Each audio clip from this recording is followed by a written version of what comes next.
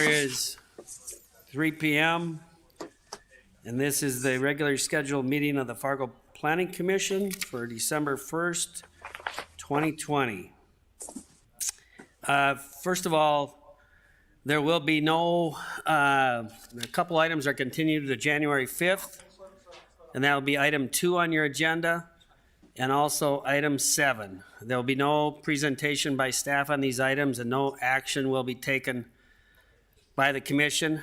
I don't think there's anybody here that would be to testify on those items. Also, remember to mute yourself after speaking. It makes for clear communications here. I would accept a motion for the approval of the order of agenda for today. So moved. This is Rocky. Second, it's Melissa. I have a motion and a second. Any discussion? Hearing none.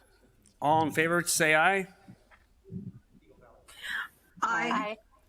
Aye. Opposed? Motion carries. If you had a chance to go through the minutes of the November 3rd meeting, I would accept a motion for the approval of the minutes of November 3rd, please. So moved. This is Tessa.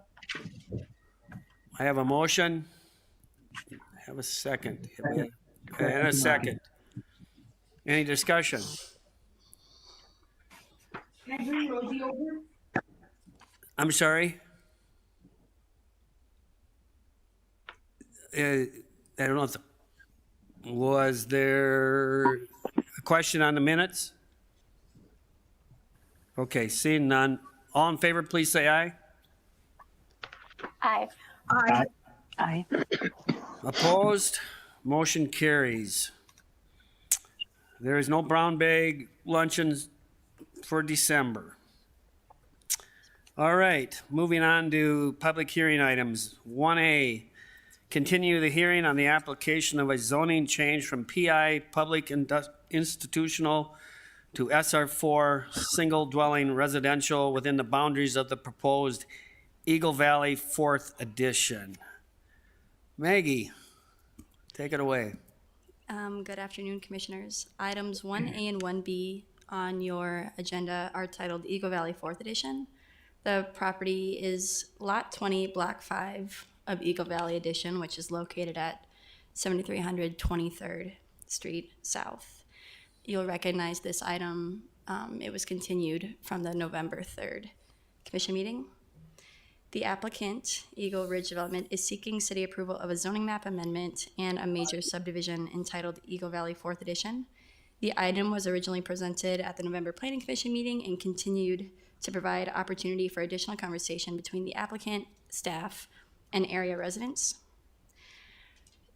The applicant's updated request is to rezone the entire property to SR4, which is a single dwelling zoning district. The size of lots range from 5,600 square feet to 14,500 square feet. All lots meet the minimum requirements for SR4 zoning. Access to all lots will be provided by way of dedicated public streets. The west side of the development currently fronts 23rd Street South, and the north side fronts 73rd Avenue South. If you take a look at the plat, Griffin Drive South, Aqualine Drive South, and 22nd Street South are dedicated streets that will run through the proposed subdivision connecting 73rd Avenue to 23rd Street. Planning staff received numerous emails from residents of the Davies neighborhood who are in opposition of the requested zone change. Several of the emails list concerns over loss of green space, increased traffic congestion, potential drainage issues, and a feeling of being misled in regards to the long-term use of the subject property. Copies of letters of protest are included in this packet, and additionally, copies of protests that were received somewhat late were emailed out to you prior to this meeting.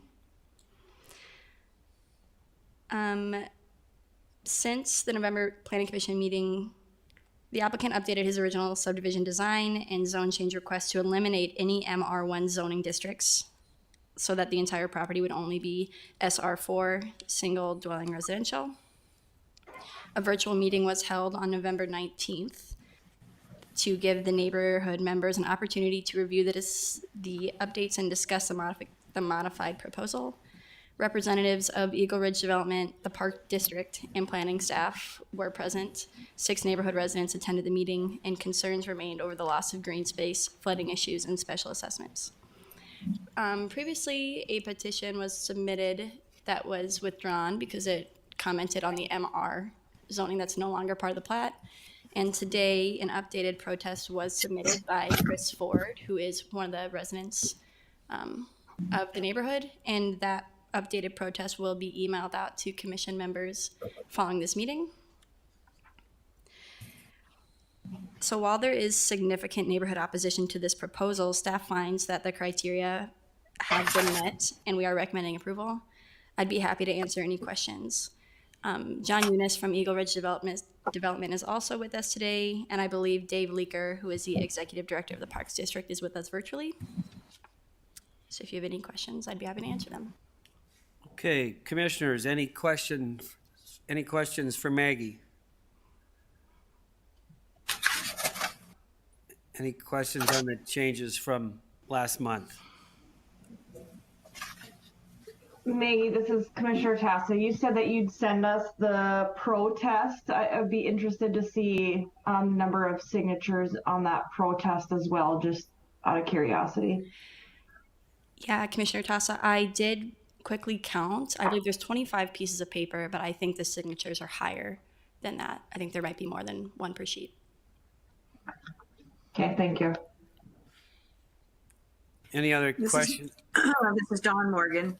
After these discussions with the neighborhood and the developer, can you be a little more specific about what kind of changes were made?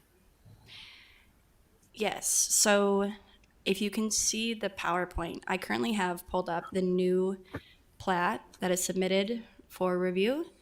There are 40 SR4 lots. So the only zoning change would be from public and institutional to SR4, which is a single dwelling residential zoning district. And there are 40 new lots.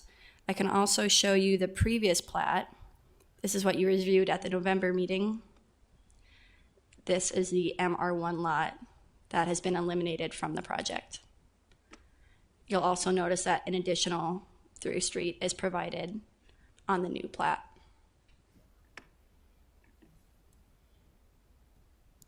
Any other? So Go that ahead, means there'll Dawn. be no multiple family dwellings. Correct. There will be no MR zoning on this property. I'm having trouble hearing you. You are correct, Commissioner Morgan. There won't be any proposed MR zoning districts on this property.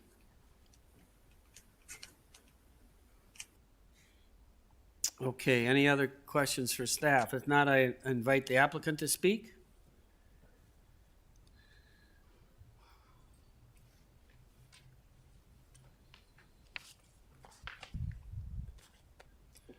Yes, good day, commissioners. John Eunice with Eagle Ridge Development. Last month, you tasked us with working with staff and working and meeting with the neighbors to try to alleviate some of their concerns. We did that. It took a significant amount of work. I'm sure engineering and planning can attest to the number of different iterations we worked on. But we came up with something that allowed us to have an all SR4 zoned neighborhood in this area with absolutely no MR1 zoning. If there are any questions, I'd be happy to answer anything you guys have. Any questions for Mr. Eunice?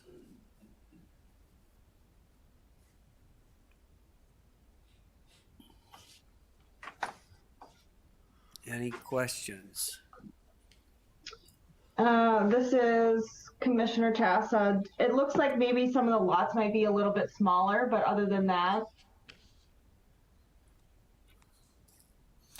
So all of the lots are between 46 and or 45 and 50 feet wide, which is in line with what's adjacent to it.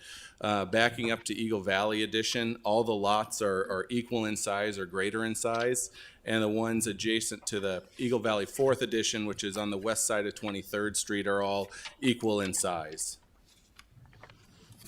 Perfect. Mr. Chair? Yes. Maybe not a question for John, but I know a lot of the comments we got involved sort of why is this no longer going to be parkland? And I'm not sure John can answer that as well as maybe Mr. Leaker could from the Park District. And so before we go to public hearing, could we hear from Dave as well? That would be Yeah, fine. I think he made the point last time, but he can remake it this time. Yep. Go ahead, Dave. Yeah, just a little background on this. We originally had purchased this property from Eagle Ridge Development, and I'm not sure John could confirm, probably 5-6 years ago, with the intentions of holding on to it for a possible 2-sheet indoor hockey facility. And over that time, there was the possibility, there's another 8 acres just north of the Davies softball diamonds that the school district was potentially going to build an elementary school. So we purchased this roughly 8 acres, with the intention of either building a 2-sheet indoor ice facility here or possibly swapping out with the Fargo School District if they would so choose to move an elementary school down here, and then we'd move our 2-sheet ice facility to the north. So as mentioned last month, at no time was the purchase of this property intended to, extend that park another 8 acres to the north. We currently have about 4.5 acres that the Park District owns of property with a playground, basketball court, shelters. And then we also have about 4 to 5 acres of a retention pond, which acts as, open space and gives you the feel of probably more of a 9 to 10 acre park down there, which is very adequate for the neighborhood use. So I just kind of want to reiterate that at no time was this going to be an expanded park to the north. It was either going to be a 2-sheet indoor ice facility similar to what we have at Southwest Youth Hockey, which would have been a metal building, or potentially an elementary school. Thank you. I appreciate you giving that update again. Dave, this is Scott. Would it have been fair to say that even in any circumstance, there wouldn't have been a lot of green space remaining? That's correct. It would have been, as I said, either a 2-sheet indoor ice facility with parking. It would have been landscaped with trees and bufferment requires, or it would have been an elementary school with additional parking and, a typical brick facade. Thank you. Dave, this is Dawn Morgan. I would appreciate it if you would, just for the general public, explain how these land parcels are moved around. I think in some of the letters of complaint, it was as if this land that they didn't own was somehow theirs, but didn't have the understanding that many of these lands shift between developers, the city, the schools, and the parks. So there's no guarantee, just because there was at some point someone saying, oh, this is going to be a park, that that's actually going to happen because of the constant selling and buying of space that's really, there to be developed in one way or the other.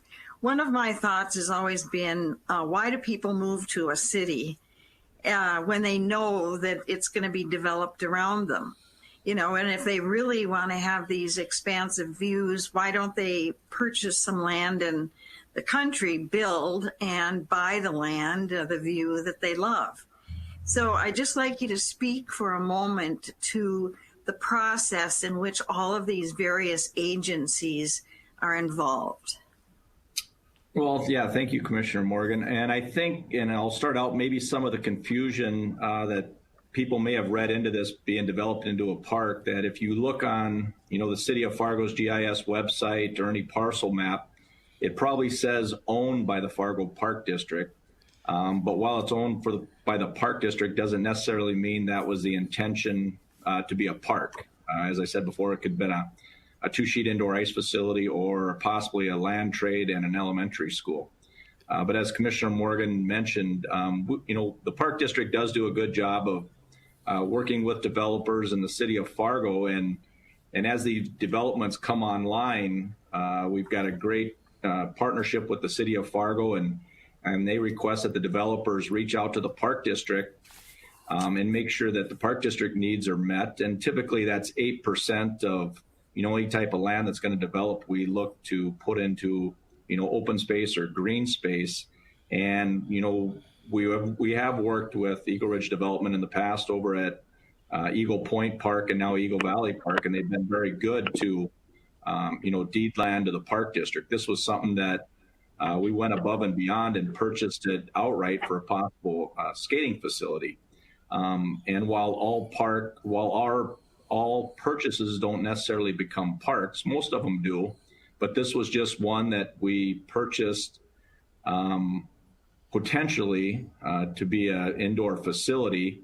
And we did get that at a discounted rate, I believe, as Jim Bullis had mentioned last time.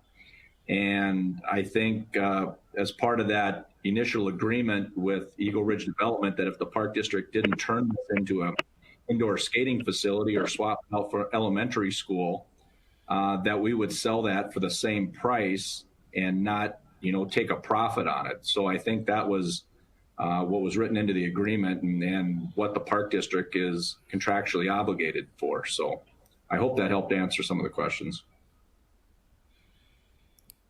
Any other? So in the case that it did become a indoor skating facility, there would have been parking lots and a lot more probably congestion at certain times anyway than it would be with the current agreement. Is that true?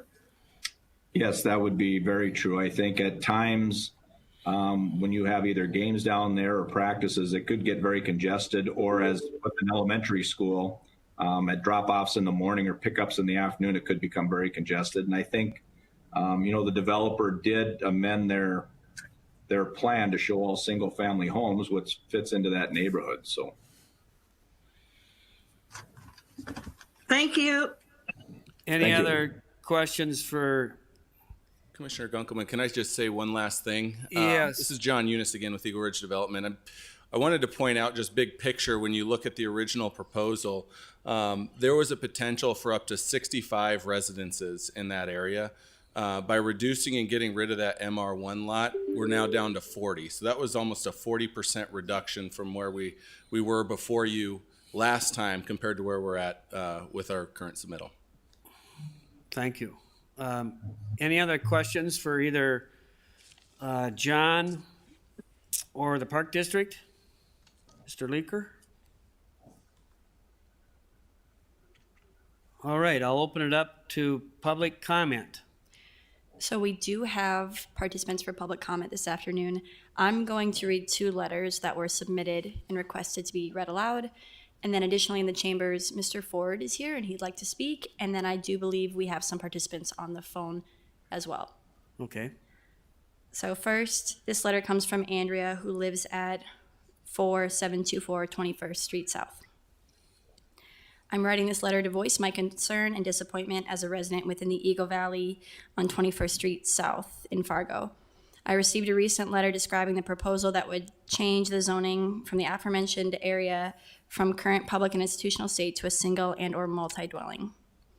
When choosing to build a new home, I specifically chose the immediate area as I was advised by my builder and realtor that this land was reserved for further green space or public use by Fargo Parks. I also specifically chose an area that was free of any apartment buildings, so choosing this specific plot of land was very intentional. You can imagine my dismay in knowing that I made a very substantial purchase under the guise that I would continue to have some green space within view for my children. I'm writing to convey my adamant rejection of this proposal as a current long-term resident of this neighborhood. I'm not the only resident who has these same concerns over how we were explained this land was slated to be used. This is the direct opposite of what the residents have been advised while choosing this neighborhood. As Fargo swallows up nearby landscape, be thoughtful and proactive in leaving more green space for our children, current and future residents, as we were told it would be. In addition to lack of green space, adding more homes will quickly cramp the current park, as well as fill roads with even more traffic, making it unsafe for our children to enjoy our peaceful neighborhood. The next letter was submitted and sent to you as a laid-down item by Damon Kelly, who lives at 7320 20th Street South. I'm writing this letter with concern to all parties involved in the recent zone changes. I request that the Planning Committee take into the full context and questions before approving the zoning and passing it forward to the City Commissioners. I am looking to achieve answers to some questions that not only I have, but the community as a whole. In short, I would ask for an additional month for discovery. With COVID-19, holidays, work, and school, I certainly hope you can relate to the schedules we are all burdened. However, we continue to adapt and do our best to facilitate the time we have to ensure our communities to all obligations in life. I requested the city engineer and have reached out to them twice to provide me with drawings for Eagle Valley that will provide me information on elevations, locations, and grade pertaining to runoff. In addition, I was told by John from Eagle Valley Development that he would attach me via email as he would request for some prints. I have yet to see that email. My purpose for this is no mystery. I will submit it to Stark Engineering from Sauk Rapids, Minnesota. They are licensed in the North Dakota, Minnesota, Iowa, and Wisconsin. I would like to see professional opinion on the current drainage system. Families in the neighborhood or surrounding ones have done their due diligence to make an educated purchase of a home for their children, invest in the community, and promote a great place to live. To no fault of their own, the city spreads misleading information on websites. The contractors construct the homes well knowing of the latest reports of zoning changes to come. Do they not forward this information to the home buyer? Could it be protecting investments at the cost of ethics? We had one of your committee members, by many opinions, try to paint a picture that we are snobs or racist in intent because we do not want apartments. If she actually did her homework, she would realize that our little neighborhood is very diverse and we get along very well. It might be a bit of a shock, but brown people don't like those types of leading derogatory remarks either. If I am not mistaken, I thought during her last election she ran as a person who promoted green space. Why did the developer say he sold the land to Fargo Parks at a discounted rate of $400,000? Fargo Parks went along with the rare contract that would let him purchase the land back in the future for the same amount. I shouldn't have to tell you that a more common practice and an option to buy is calculated by fair market value. Ironically, today I ventured onto fargoparcels.com and looked at the assessment in today's market. The appraised value is $365,000. The developer would benefit it if the contract were based off the fair market value. Someone is not telling the truth. There is no accusation of willful misconduct, but I do believe an explanation is in order. This letter is my opinion concerning the current grievance. Just as a reminder, there will not be any MR1 zoning on the current proposal, but I would invite Chris Ford to speak as well.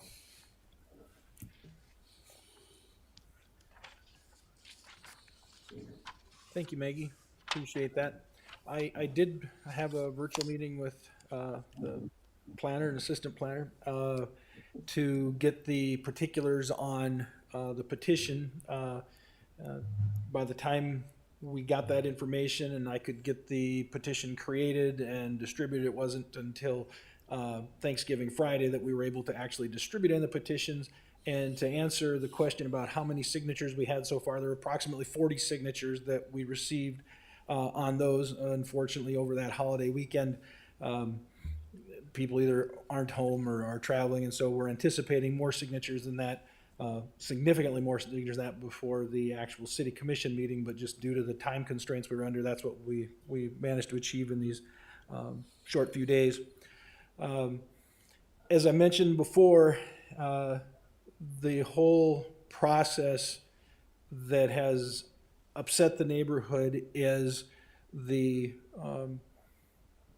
feeling of deception that's happened in this whole situation, where anybody that did any due diligence of any portion or form looked on any developer's website, the city of Fargo's website, it doesn't say owned by the Parks District, it just says park.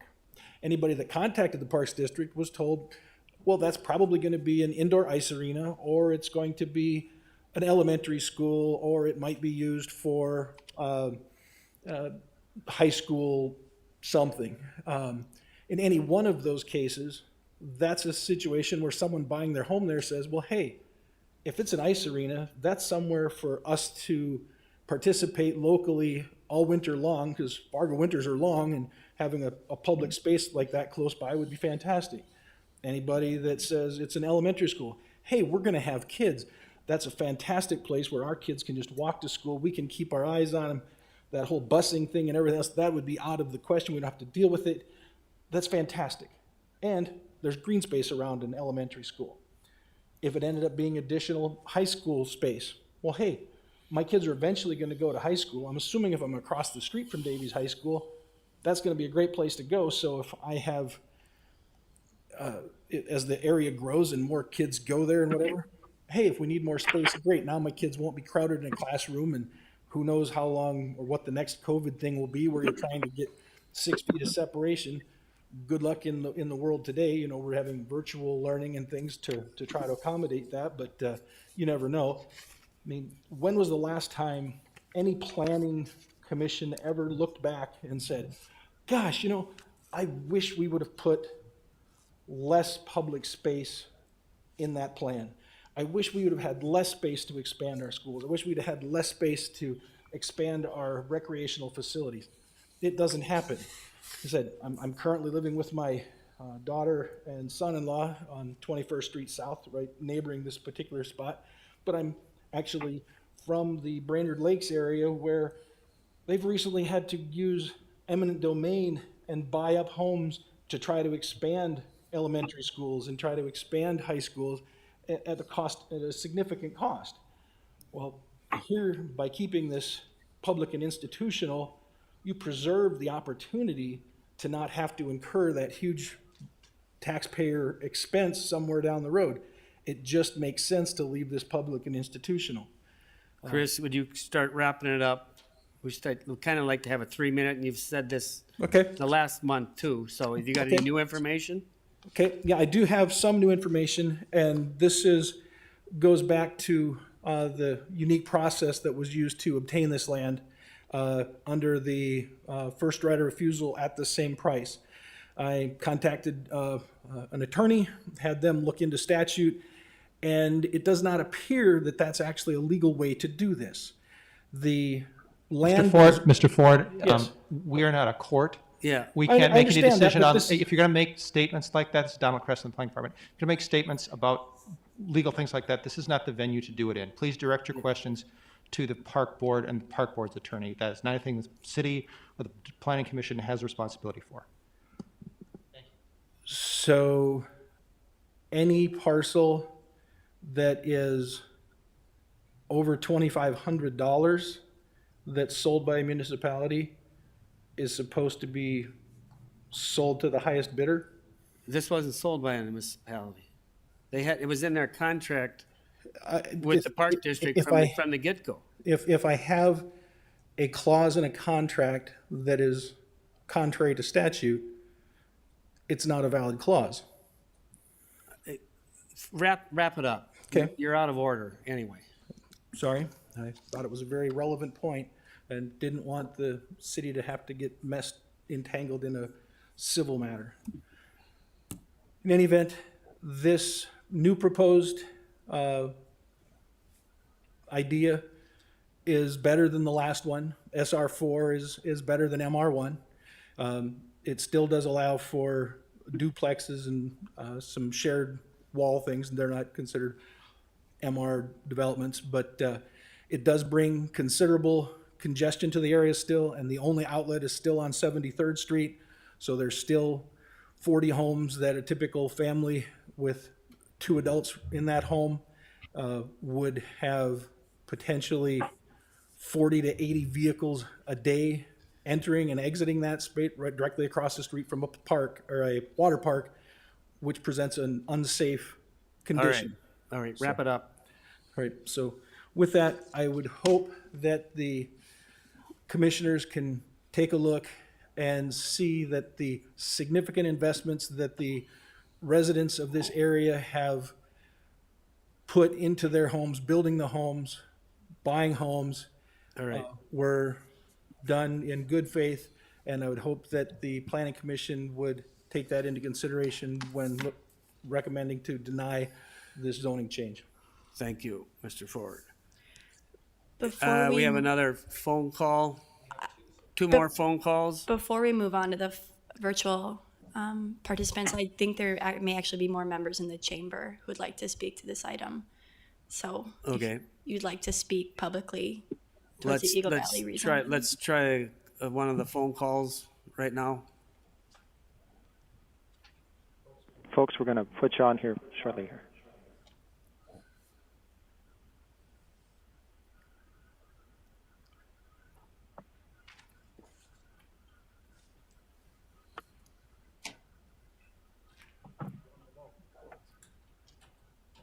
Okay, go ahead, please.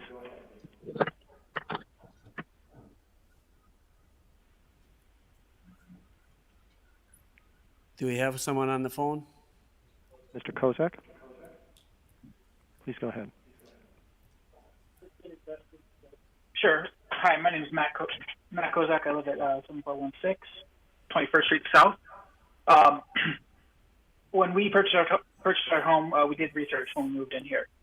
We looked at the map that Thompson, who we bought our home from, showed, and it was showing that back end area was park, but they weren't for sure. It was just owned by the parks.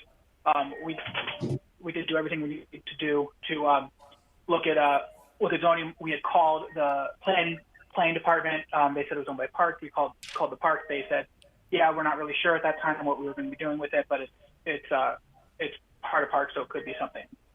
We do. So doing our homework, we did our homework. We took the right steps. The Home Builder Association of Fargo, Moorhead, and Eagle Ridge. The Home Builder Association has an article from an Eagle Ridge employee on their website that states, showing what you should do before you buy a lot. So they do agree with us that we did our homework. We did what we were supposed to do. My next point, Mr. Chairman, I'd actually ask if you could recuse yourself from the vote. According to the Home Builder Association, you're on the executive committee. John in Eagle Ridge is a member of that Home Builder Association, and on your about on the advocacy, I just feel that you'd advocate more for that, so you're having a biased opinion on this. This lot is going from 0 homes to 40 homes, so we're adding 40 new homes that would be built by home builders in the Fargo Moorhead. So I do believe there's a mild conflict of interest there, and so I just ask that you would recuse yourself from the vote. I don't intend on doing it because I would have had to recuse myself for everything that ever comes before the Planning Commission. So it's not my intent. So. Okay. Eagle Ridge purchased a lot. They own the lot, I believe, now. They bought it knowing it was public institute zoned. So they do have to have a backup plan. So there could be something else that they're looking to do. According to John, on the November 19th meeting, there was no contingency on there. So, if I were to buy a Ford Focus, I wouldn't be. I bought a Ford Focus. I didn't buy a Ferrari. We also talked on the November 19th meeting. I believe Mark from the planning department was on that meeting. We kind of asked what work had been done with the neighborhood because there's been conversation at the last planning commission and this one that there's work with the neighborhood. And really that just boiled down to 2 informational meetings. One that Eagle Ridge called when they found out that the neighbors weren't happy just to tell us what was going on, where we found out. And then this last one was, the new plan, but there was not really working with. So I just wanted to clear that up, that there wasn't working with, it was more just telling us what is going to happen. Don Morgan had said earlier that we acted like we owned the land, or we kind of seemed like we owned it or something that was ours. We're residents of the city of Fargo. It wasn't ours per se that we owned it, but we were residents of the city of Fargo, which pay taxes, which are part of the city. And I think it was just a concerning part for us that this is what we were told when we called, when people did their research, did their things, and now it's changed. There's people who closed within the last month, where I believe even after the Planning Commission last week on the City of Fargo's website, it was still showing as Fargo Park. You can actually go there right now.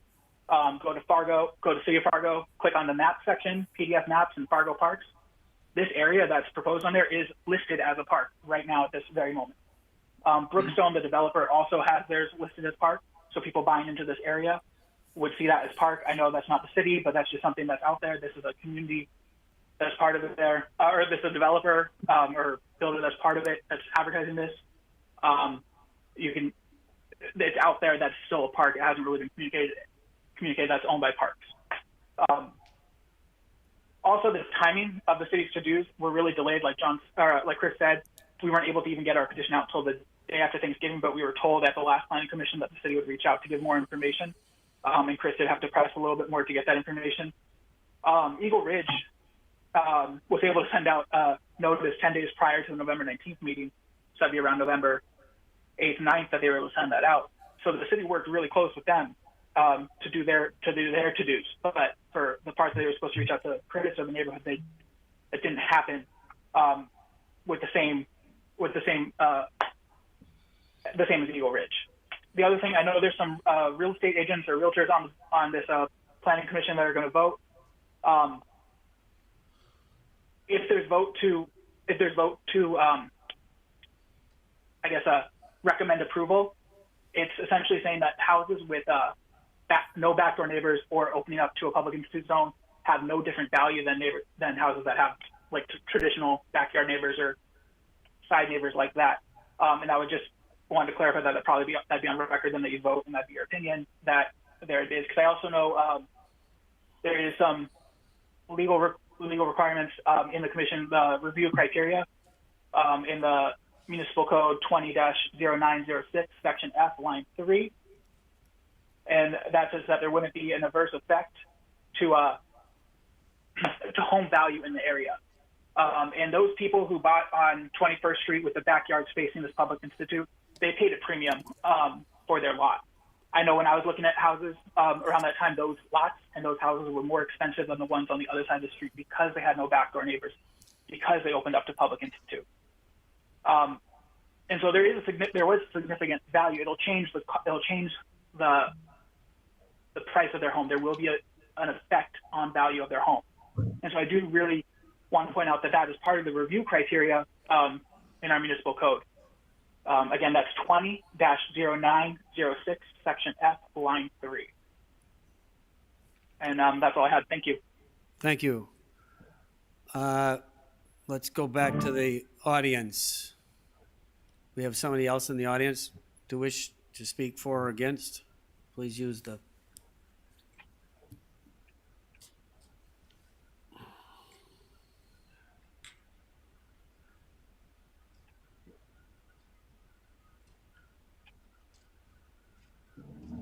Just some quick notes, Mr. Chairman, please.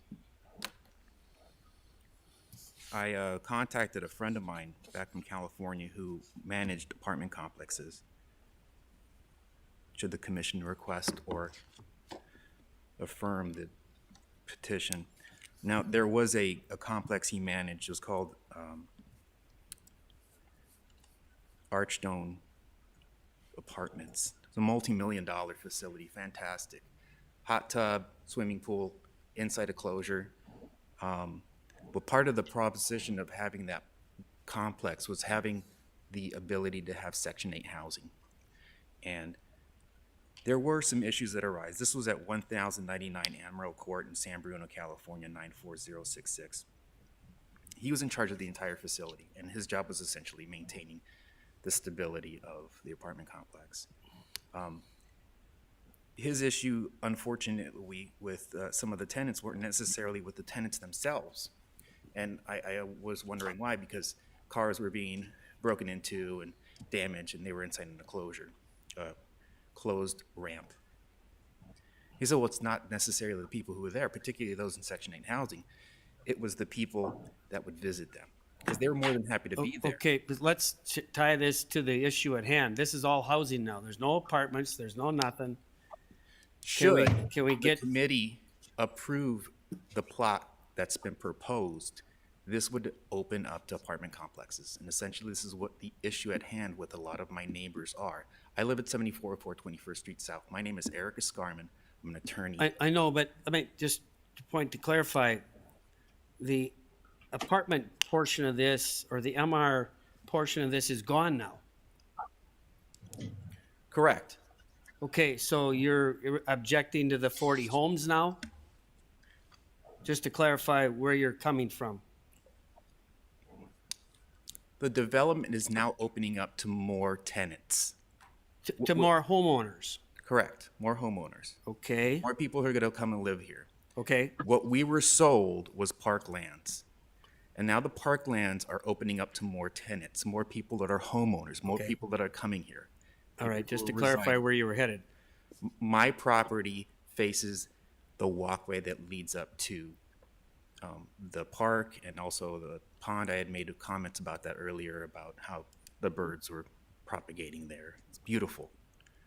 And now what's being proposed to us is that they're going to fill this up with more property, more homeowners, more residents in the area.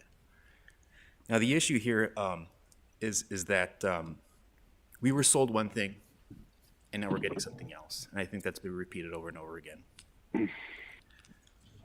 And at what cost? What has changed? There was a agreement between parties that if one was upset with, or at least unhappy or challenged the ownership, that they could enter the property. And that is essentially what's happening here.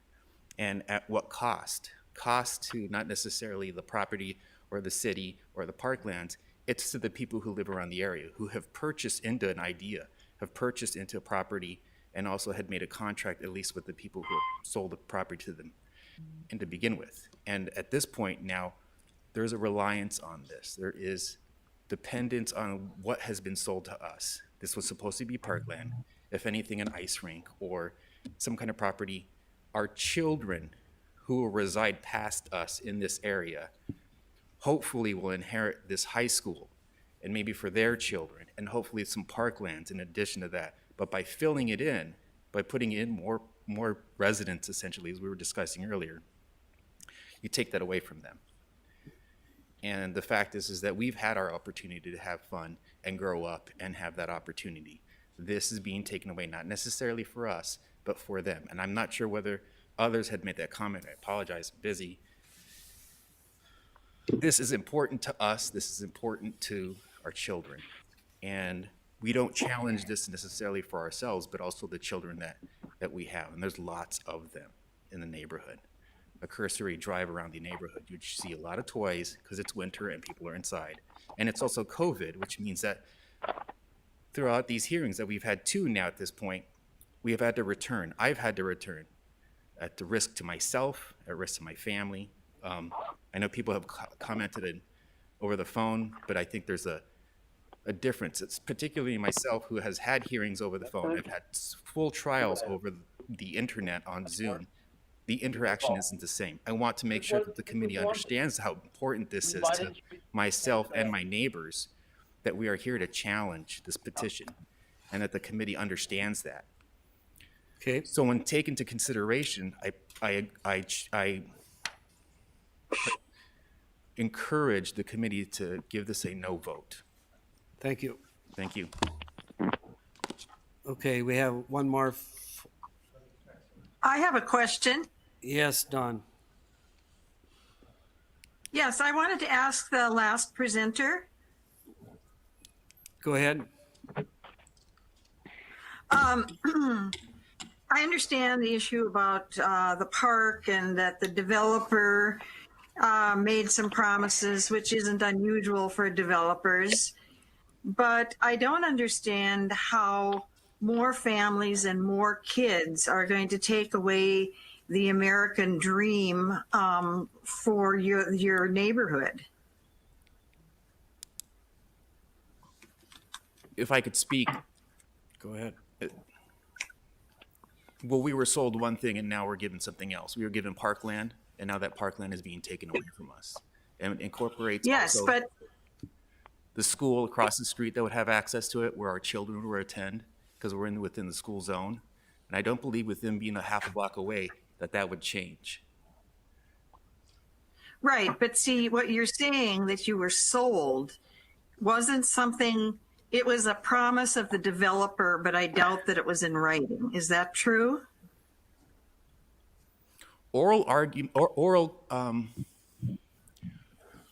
that would be outside the four corners of the document. That would be correct. That would be also a parallel evidence that you could incorporate into the agreement.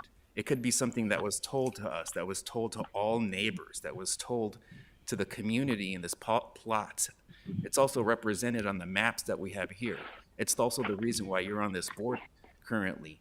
The comments about parklands affect you, Ms. Morgan, because you are on the park board. And so this would actually be taken away from your jurisdiction because this would now be rental or more importantly, the homeowner land. Excuse me one second. Mr. Chair, can I interrupt with a point of order?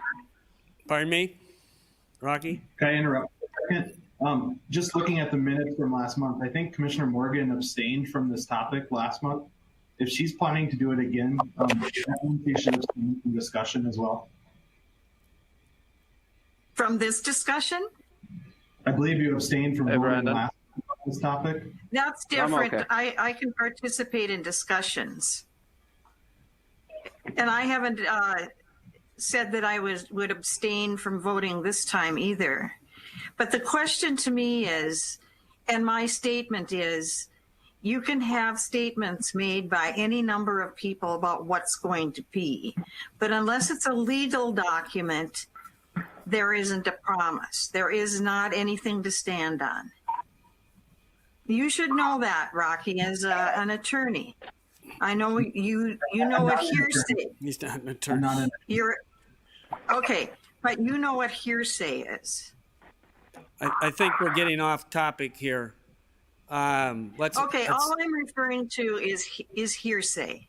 Ms. Morgan, that would be an issue of court of law. What I'm talking to you about is called parallel evidence, and essentially, or what would be outside the four corners of the document. No, it was not written down. I agree with you that. But however, care and also warranty and defects, those are some issues that arise after. Let's move on. Is there anybody else in the audience? We've got another phone call, please. Thank you, Mr. Henry, are Chairman. you still Thank you. on the call here? Yes, this is Dimitri. Okay. Go ahead, please. Introduce yourself, please. Go ahead, Dimitri. Well, hello. Go ahead. I'm waiting for Larry to chime in. You guys sent us an incorrect PIN for the conference, so we were a little late. I had to call the office and get the right PIN number. Oh, say, gentlemen, wait. You're on the wrong call right now, I think. Oh, sorry about that. We're not on your apologize. item. Okay, Sorry it's about that. Our turn isn't up yet. Sorry. Okay, thank you. Thank you. Is there anybody Alrighty. else in the audience that wishes to speak for or against this? All right. Commissioners, do we have any additional discussion or are we ready to act? Can I ask John another question, John Eunice? Sure. This is Commissioner Tasta. I was just curious, it sounded like the residents were, when the first meeting that you had, that they were in favor of doing SR4. So it seems like you have done your due diligence, talking with the neighbors, taking out the MR1. Is there something else in your meetings with them that was it either just the green space, they just wanted to continue having it the green space? Yeah, I think there was, twofold argument. The first one, there's a contingent of the neighbors that just want to leave it as PI property and aren't willing for anything else. And even some of those recognize that, if an all SR4 proposal was better than the previous proposal. So I just wanted to point out it took, it takes a serious amount of work with staff, public works, planning, engineering to come forward with a proposal that is able to meet both what the neighbors are, looking for and what staff is willing to approve. So I wanted to point out that we did spend a significant amount of time working on this. Yeah, this is Scott Stoffer and Mr. Eunice. The question I've got, the development where all these residents live, was that Eagle Ridge development as well? Yeah, that is Eagle Valley. So you have Eagle Valley First Edition, which are the lots that back up to this lot. And then you have an Eagle Valley Second Edition, which is a little further to the west, which was a replat of Eagle Valley First Edition. Then to the east is Eagle Valley Second. To the west of this property is Eagle Valley Third Edition. So this is all a part of that Eagle Valley development. Okay, and so my question comes down to is, and it won't bear necessarily on the decision, but it has a lot to do with, what people are told or, when they're buying lots. But several people have represented it here today and before that they paid a premium for the lots that are up against that, what was Park District land. Can you confirm that those lots were more expensive on the back side of that property and the west side? Every one of those lots was sold at the same price as the rest of the lots in the development. 1 second. Would anybody that's on the phone on Pixel please mute their phones? We're getting a lot of back crosstalk here. Go ahead, John. Yeah, those lots were priced the exact same as the lots in the rest of the development from our side. Okay. Okay, so if they were purchased by a builder and they charged more, that's nothing to do with you. Correct. Okay. Commissioners, any other questions? Go ahead. Yeah, John? Yes. Commissioner Gunkelman, can you hear me? This is Mary Shirley. Yes. A comment and a question. I think somebody still needs to mute their mic. But, this seems to me that we have a situation here that we talked about on Monday with our land development code and the reasons why we need to take such a deep dive into that. We talked a lot about predictability and consistency, and that's the problem here. Folks bought something with a certain expectation. The land was zoned a certain way, and now we're here to decide whether or not it's proper to change that zoning. They didn't buy land that was next to ag land that would be pretty predictable to know that eventually that would change.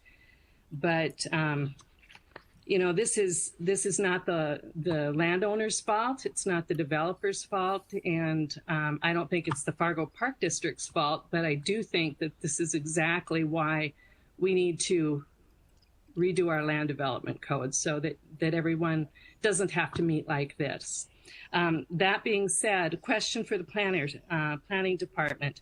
This is currently PI. If we do not change this zoning, what are the potentials for that property as it is zoned today? Thank you. This is Maggie. A list of uses that would be allowed by right in public and institutional include colleges, community services, daycare facilities, detention facilities, healthcare facilities, parks and open areas, religious institutions, safety services, schools, basic utilities, offices, commercial parking, outdoor recreation and entertainment, industrial services, manufacturing and production, warehouse and freight movement, waste-related uses, animal confinement, farming and crop production, aviation services, transportation, and major entertainment events. So it's a somewhat broad zoning district. Any other questions, commissioners?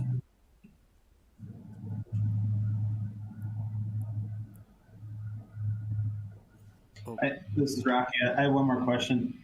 I guess when it sounds like a lot of Park District discussion here. What's before us is just a single family development next to another single family development. But my question is, when a public entity goes to sell a land or have a contract land, I assume that goes before their public meeting at their board as well, right? Is there any sort of notification given for that to, within, like when we do a zoning change, we have to notify within 300 feet or whatever the regulation is. When you sell land as a public entity, is there any sort of similar requirement?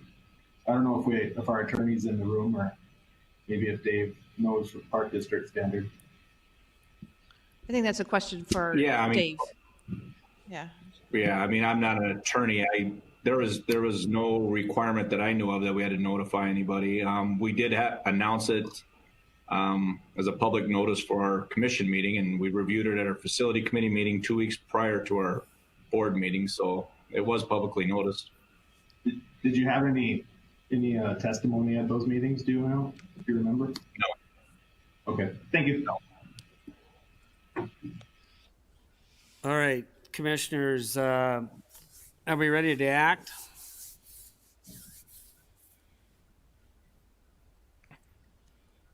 Do we have a motion? This is Rocky. I'll make a motion as outlined in the staff report. Okay, we have a motion. Do we have a second? I'd like to second. Second. We have a motion and a second. Do we know who is voting? Is everybody voting? Well, and that would be my point of order, since I asked Dawn Morgan to recuse herself last time. Do we need to do that again, or since the item was continued, does that stay in place from last time? I would say that since the issue, the description of the issue has changed, that I would like to withdraw that recusal. And I would say, since the land is still owned by the Park District and you are on that board, I would ask you to recuse yourself. But do we have an attorney in the chambers who could answer that? Commissioner, I would just like to update that we did close on that property yesterday, so we do not own that property anymore.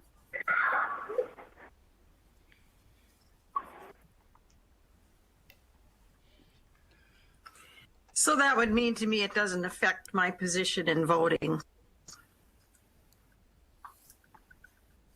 We do not have an attorney. Alyssa's on the phone. Alyssa Farrell. I am here.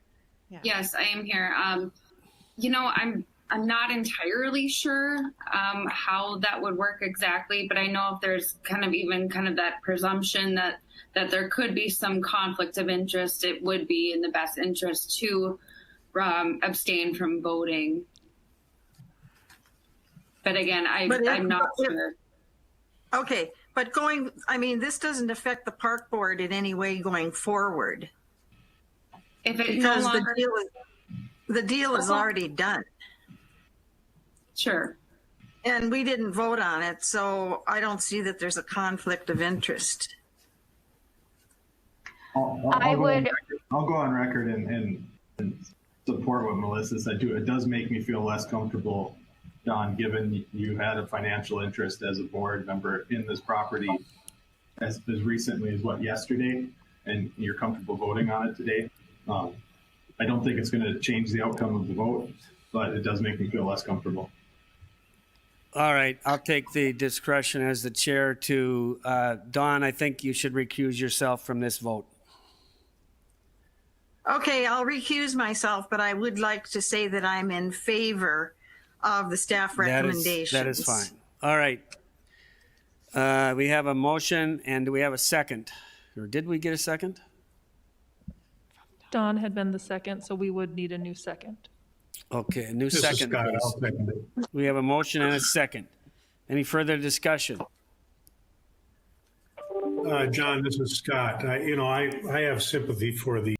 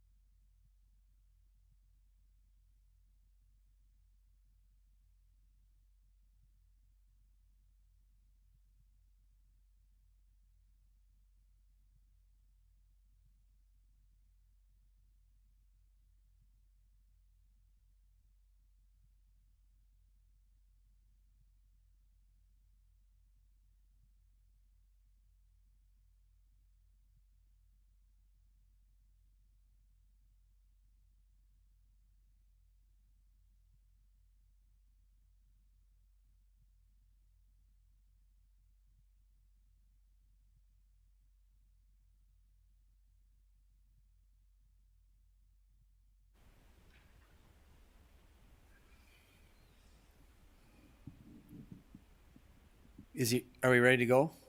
Nicole's got a quick announcement. Yeah, just a technology comment. We understand now that there's members calling in and there's also members on video. And we've concluded that there's somebody on the phone that's anonymous that has their mic on, and that's creating the background noise. And so we can't unfortunately mute all because that won't let anybody communicate. And so we're just really asking, if you're on the phone, please put your microphone on mute or your phone on mute.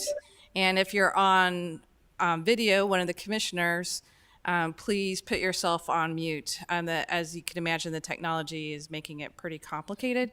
So just put yourself on mute, and we'll try to call on you if we can recognize you're not on mute. Thank you.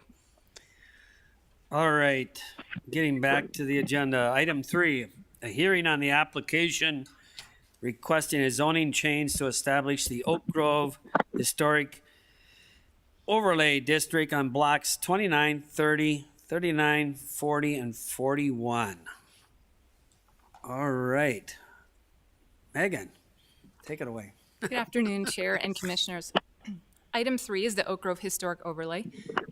As Chair just mentioned, this subject property is approximately located and bounded on the north by 8th Avenue North and North Terrace North, on the east by Short Street, south by 6th Avenue and South Terrace Road North, and areas beyond to the south, and on the west bounded by the alley located between 1st and 2nd Avenue. The application is the applicant, Carol Pearson, a resident, submitted an application to our department to initiate a historic overlay. And before you, the Planning Commission is reviewing a zoning change, which would apply a historic overlay to the base zoning districts, of which are not changing. So as noted, Carol Pearson, who is on the call today, should there be any questions, is a resident of the neighborhood and requested to establish the Oak Grove Historic Overlay District, which includes 175 properties. She and other neighborhood volunteers cataloged the homes by architectural style, year built, and photographed each home in their current state. Historic overlays are not frequently seen by the Planning Commission, although from time to time the Planning Commission does review them. Most recently, the Planning Commission reviewed the Jefferson Historic Overlay in 2018 and the Chaz A. Roberts Historic Overlay in 2014. Per Section 200305 of the Land Development Code, the purpose of historic overlay districts are intended to protect and conserve the heritage of the city, safeguard the character and heritage of historic districts or landmarks that embody important elements of the city's social, economic, political, or architectural history, promote conservation of historic resources for the education, pleasure, and culture enrichment of residents of the city, and to stabilize and enhance property values throughout historic areas, thus contributing to the improvement of the health and welfare of residents and visitors. Included in your packet is information about the historic overlay, including a historical narrative provided by Carol Pearson and a number of other residents in the neighborhood. Development standards, which identify the style and character of the neighborhood, and notes when properties require review or a certificate of appropriateness. The development standards are largely consistent with other historic overlays. Also included is a boundary block map and property inventory. A couple of things to note with this historic overlay is a couple of exemptions. One designation, to back up. One thing to note is a designation of what is a historic neighborhood structure. And in this application, the year 1952, prior to 1952 would be a historic structure, and beyond that would not be a historic structure. And there's also listed on page 2 of development standards a number of exemptions, including post-1952 structures are not considered historic, as well as exemptions include government agency-owned property and for flood protection purposes. Property owners within a 300-foot boundary were notified of the application. Staff received 8 inquiries prior to publication, with 2 letters received in opposition or had concern. After publication, staff received 2 additional letters, which were sent to the commission yesterday afternoon, one in support and another in support and a response by the applicant. There's been a couple of questions, or a number of questions, about including the area, if you can see on the map here, of the Oak Grove project here, just south of 6th Avenue. And about the opportunity to include that in the historic overlay, and due to ongoing development plans, staff has not been supportive of including that in the historic overlay. The Historic Man Neighborhood Association and Neighbor Coalition was also notified. And the Historic Preservation Commission reviewed the application at their November 17th meeting and recommended approval of the application. Staff finds that all criteria are met and is recommending approval. That concludes staff's presentation, and I'd be happy to answer any questions that you might have. I just need to clarify something. Rocky said I would fit into the historic neighborhood, so I'm not sure the rest of you would catch that humor, but Rocky was trying to give me a bad time yesterday in our agenda review. Any questions for staff?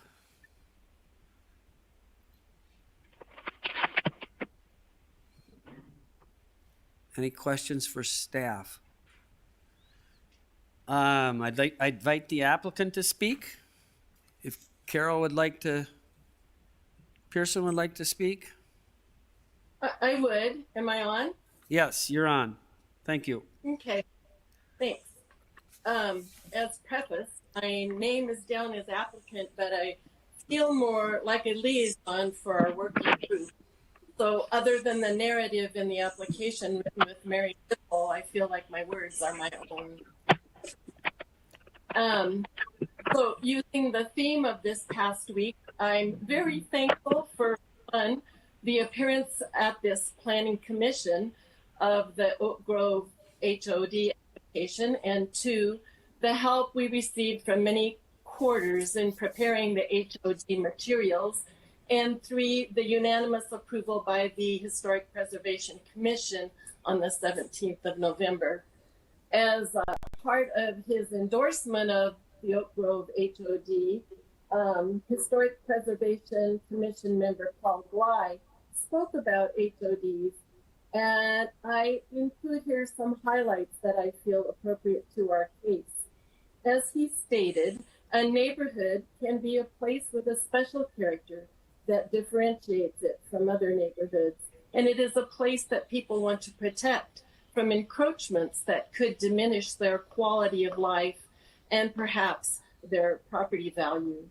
In speaking to our Oak Grove neighborhood, Paul Gly stated, "Your neighborhood, Oak Grove, is not trying to establish a sense of place on what was once an open field, as in the example of new neighborhoods, say in South Fargo or Moorhead. Your neighborhood has already developed a unique sense of place over 100 years of time." According to Gly, an HOD says, "Let us exercise stewardship over the unique character of our neighborhood." And the HOD helps to ensure that the neighborhood you buy into now will still be there, and even better when you sell your house. With regard to concerns that an HOD prevents one from making changes, Gly explains, "The city's record of past HPC meeting minutes does not show that the HOD prevents one from upgrading their homes, from building new additions, from building new garages. Instead," he maintains, "we have often been helpful in improving the quality of renovation projects. That's part of our job." He concludes, and I concur, "For these reasons, I support establishing the Oak Grove HOD, and I am confident that the property owners in this district will benefit from the stability and quality that the HOD designation will bring to the neighborhood." Thank you. Thank you. Any questions for Carol? Any questions from the commissioners for Carol? Yes, this is Dawn. I'd just like Carol to mention the amount of work that went into bringing this to the Planning Commission, and also the length of time that this effort has taken. Yes, it's been a little over 2 years, I think, at least. But we had our first meetings in February or March of 2019. We had several meetings, and then the working group put together the photos by May of 2019, and then we submitted the application, the completed application, at the end of August of 2019. So it's been a long process and many, many hours. Thank you Thank for you. the chance to acknowledge. Yep. Yes, and also, would you mention Steve Martins and the work that he did with the neighborhood? Yes. So in 2011, the neighborhood received a National Register of Historic Neighborhoods designation, and that, I think, was generated by the application for that was by Steve Martins, generated out of the HPC, I think. But he did a wonderful, very extensive and thorough, including history and geography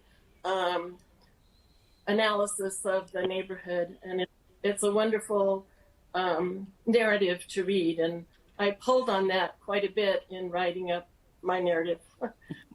So I want to fully acknowledge that Steve Martins was instrumental in some of the backbone of our application. Thank you. Any other questions? See none, I'll open it up for public comment. If anybody from the public wish to speak for or against this application for the overlay?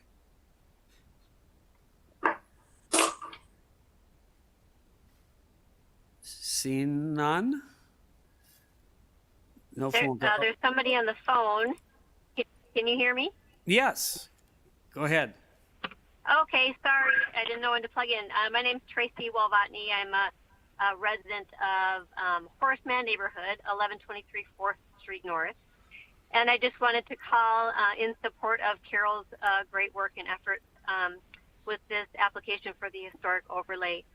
And just to make a long journey short or long story short, anything that protects single family dwellings, specifically in the near downtown neighborhoods, is, I think, of the utmost importance. And that's why I am personally in favor of this, and again, commend Carol's efforts and recommend adoption of this. Thank you. Thank you. Anyone else?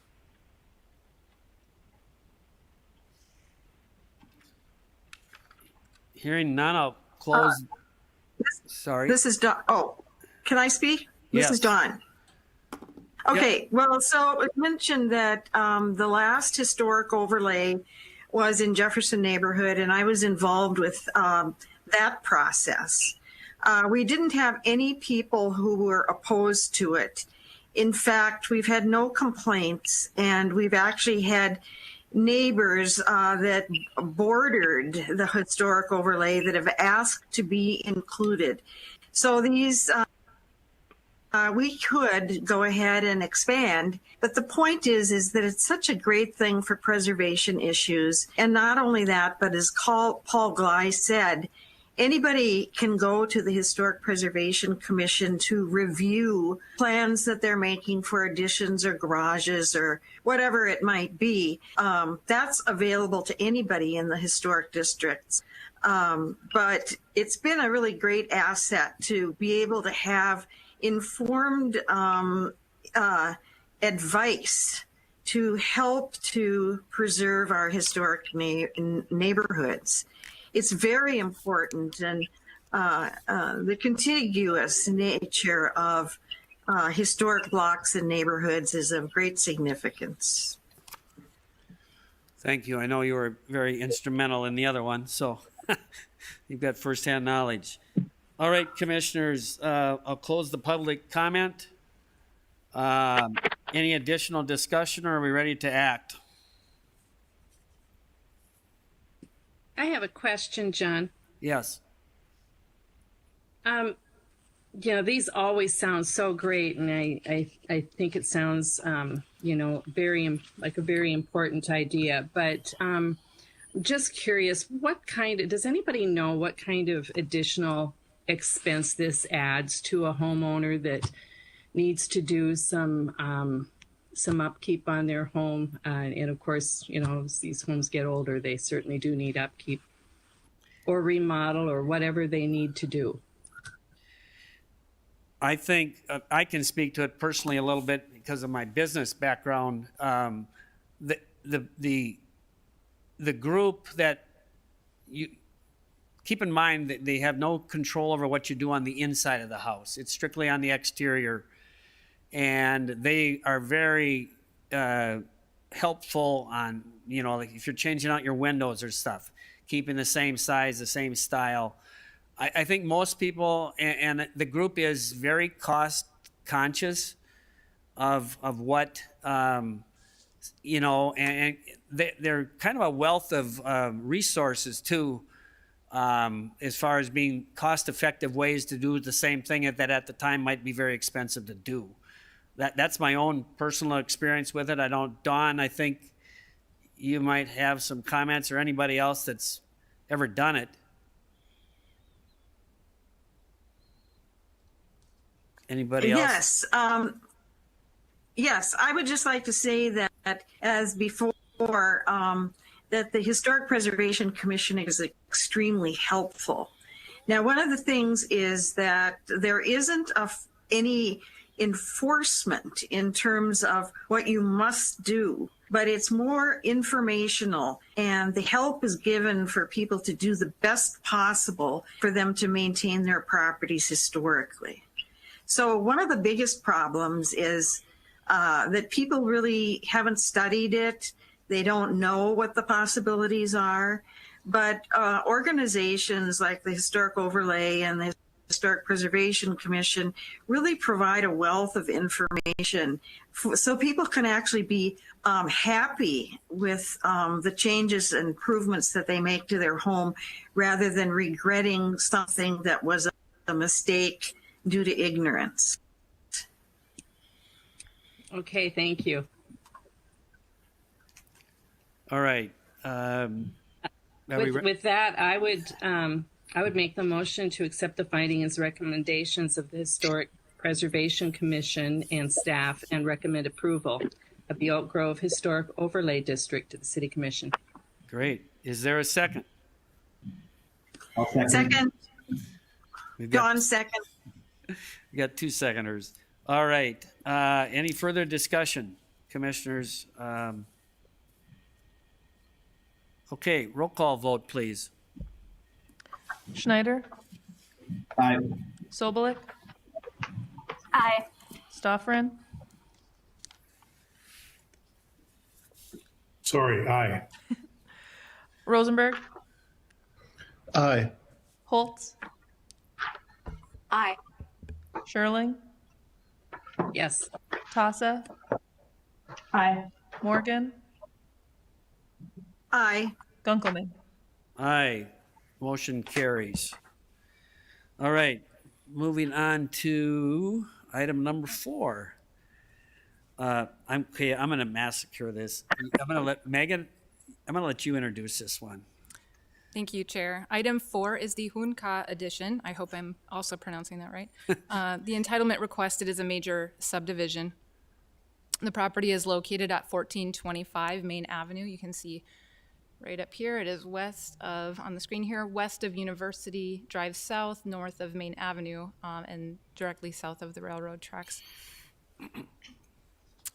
Alyssa Novotny is here from Dovetail Development, who's the applicant, if there's any questions, and I believe the property owner is here as well. Just a quick note, this might somewhat look familiar to the Planning Commission. An application for a planned unit development was on the September Planning Commission agenda, was continued to October. The commission did not hear that item and was then subsequently withdrawn prior to the October Planning Commission meeting. So if the location looks familiar, that would be the reason why.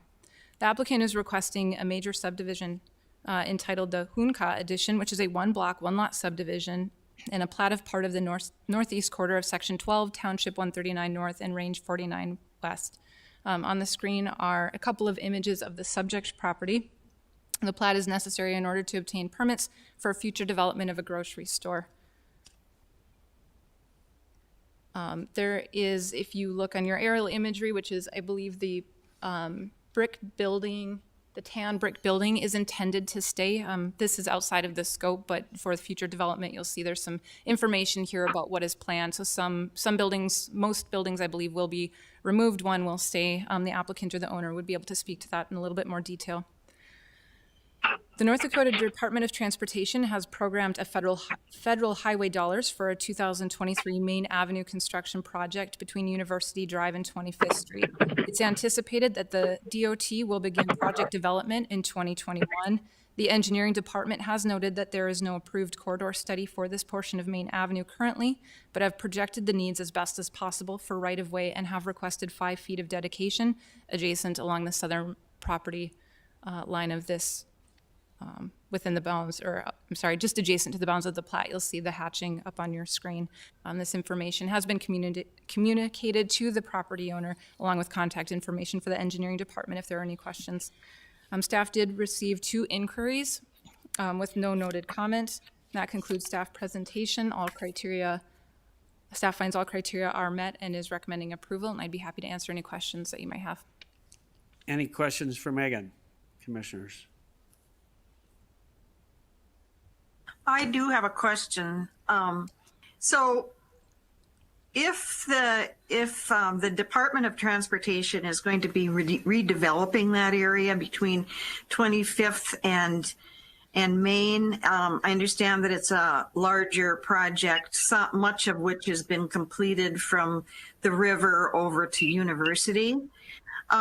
Is there risk that this project is going to be endangered because of the Department of Transportation plans, which haven't been released yet?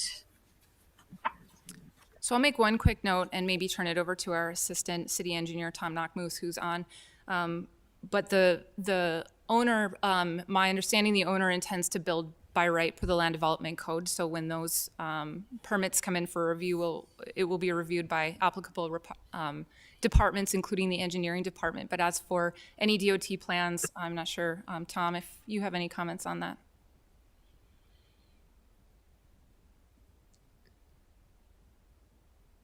Tom, you're still muted. Tom, you're muted.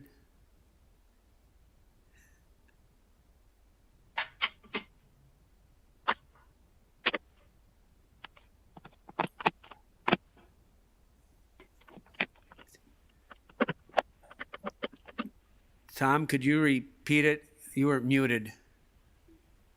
If you can hear me.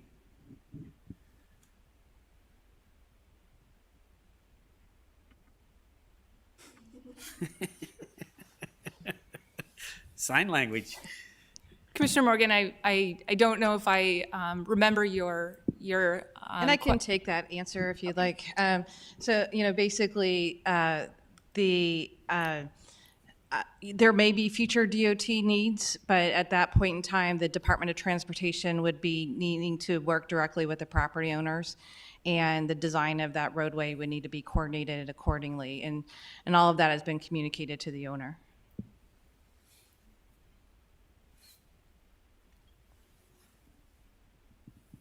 What is the size of the investment? I guess I missed that.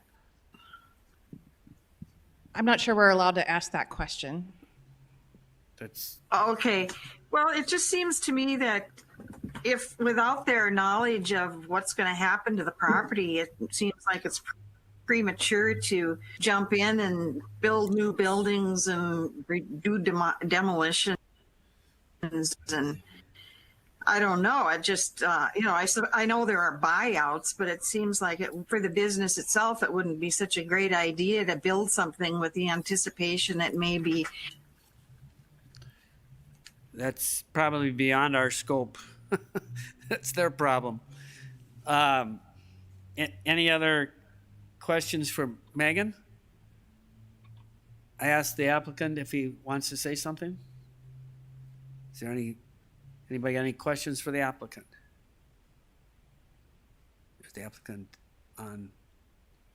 Yes, applicant Elissa Novotny is on the call. Okay.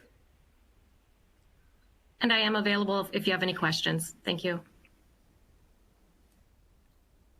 Any questions? All right, commissioners, I'll open it for public comment.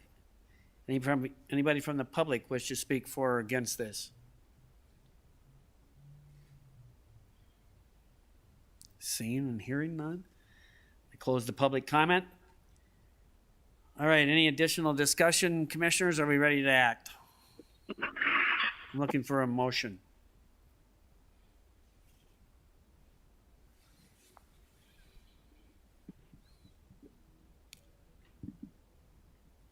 Don't all speak at once.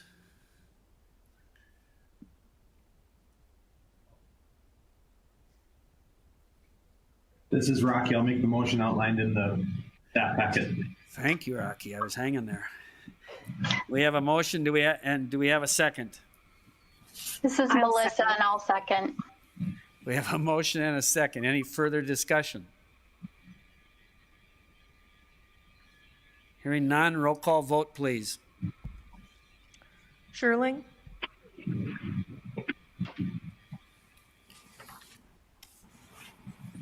Yes. So, Stoffren? Aye. Holtz? Aye. Rosenberg? Aye. Tassa? Aye. Morgan? No. Schneider? Aye. Gunkelman? Aye, motion carries. Moving on to item number 5, hearing an application for a zoning change from LC limit commercial to MR2 multi-dwelling residential to MR2 multi-dwelling residential lot 6, block 2, Darling's first edition. Maggie. Hi, thank you. Item number 5 on your agenda is titled Darling's First Edition. The property is located at 721 University Drive South. The property owner is Fraser Ltd. And the applicant is Lowry Engineering. This is the subject property. It's along University Drive and 8th Avenue South. The applicant is seeking city approval of a zoning map amendment to establish a single zoning district on the subject property. Currently, 721 University Drive is dual zoned, both limited commercial and MR2 multi-dwelling residential. The subject property functions as part of a larger Fraser campus, which is a nonprofit organization that provides community support for at-risk teens. The current use of the property is classified as community service, which is allowed by right in that MR2 zoning district. Approval of the proposed zone change would eliminate the dual zoning of the property and clean up the zoning, so to speak. Written notice of the proposal was sent to property owners within 300 feet of the subject property, and to date, staff has received 2 letters of opposition, one which is included in your packet and one which was sent as a laid-out item. Concerns from these letters focus on Fraser's programs and how they fit into the surrounding neighborhood. Also with us today is a member of the neighborhood that may like to speak on the item. At this time, staff finds that all criteria have been met and we are recommending approval. I'd be happy to answer any additional questions, and I believe John Lowry with Lowry Engineering is on the phone with us as well. Thank you. Okay, commissioners, any questions for Maggie? Mr. Chairman, I have a question, and it appears that the building is already being constructed on that area. Is that typical for us to be looking at zoning after the construction is already started? No, Commissioner, that's a good observation. The architect and property owner did come in for some special approval as part of this project. They do provide support for at-risk teens, and with the housing crisis and the effects of COVID-19, they were hoping to kickstart this project. So basically, they are building at their own risk, the risk being that the zone change may not be approved. Maggie, just to clarify something, the construction that's going on now, wouldn't it fit into the current zoning that they have? So to answer your question, Chair, the use that's being proposed, which is community service, is allowed by right in the limited commercial and in the MR2 multi-dwelling zone. So the use does not violate any current LDC code. However, the building they're building right now on 721 meets the MR2 zoning district standards. So if the LC isn't removed, they may come into conflict there. Okay, just to clarify that. Any other questions for Maggie? This is Dawn. Previously, there was a grocery store on that corner. So that would have been considered light commercial. So has the building actually begun construction, or is it just demolition that's taken place so far? At this time, they have a foundation-only permit. So no new building construction, but a foundation.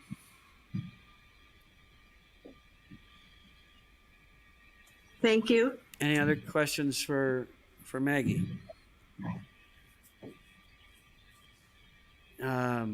Invite the applicant to speak. Any questions from the applicant? Yeah, Commission, this is John Lowry, and thank you for the opportunity to be here this evening. And as Maggie pointed out, that South Lot does have a split zoning on it. And so what we're trying to do is clean up the predicament that we found ourselves in. As Maggie suggested, the limited commercial is okay for us to do what we're trying to do. The MR2 is also, it's a permitted use. And so the MR2 had a little bit more restrictive setbacks, and we assumed that for the construction, just to clarify that. But in order to clear things up from both sides, I think the city and the any future owner, we wanted to get a single zone on this, and it made sense to be consistent with the zoning of the property, the west portion of the property, and the two lots to the north that are also owned by the our client. So I'm happy to answer any questions that you may have or that come up. Any questions, commissioners, for the applicant? Mr. Chairman. Yes. I'm just wondering if you can speak to what the capacity will be, like what kind of services will be provided, how much more of an influx of people will that bring to the neighborhood? Just looking at some of the comments that we've gotten from the neighbors, if you could address some of that. Yes, absolutely. This is John Lowry again. And although, I want to point out legally that once the MR2 zoning would allow for some additional units, that's not what's being proposed or constructed at this time. What we're constructing are office spaces and some community space. There are no additional boarding accommodations. It's just support services and to be able to take on additional staff to service the existing population that they have residing at the Fraser House. Thank you. Any other questions for John?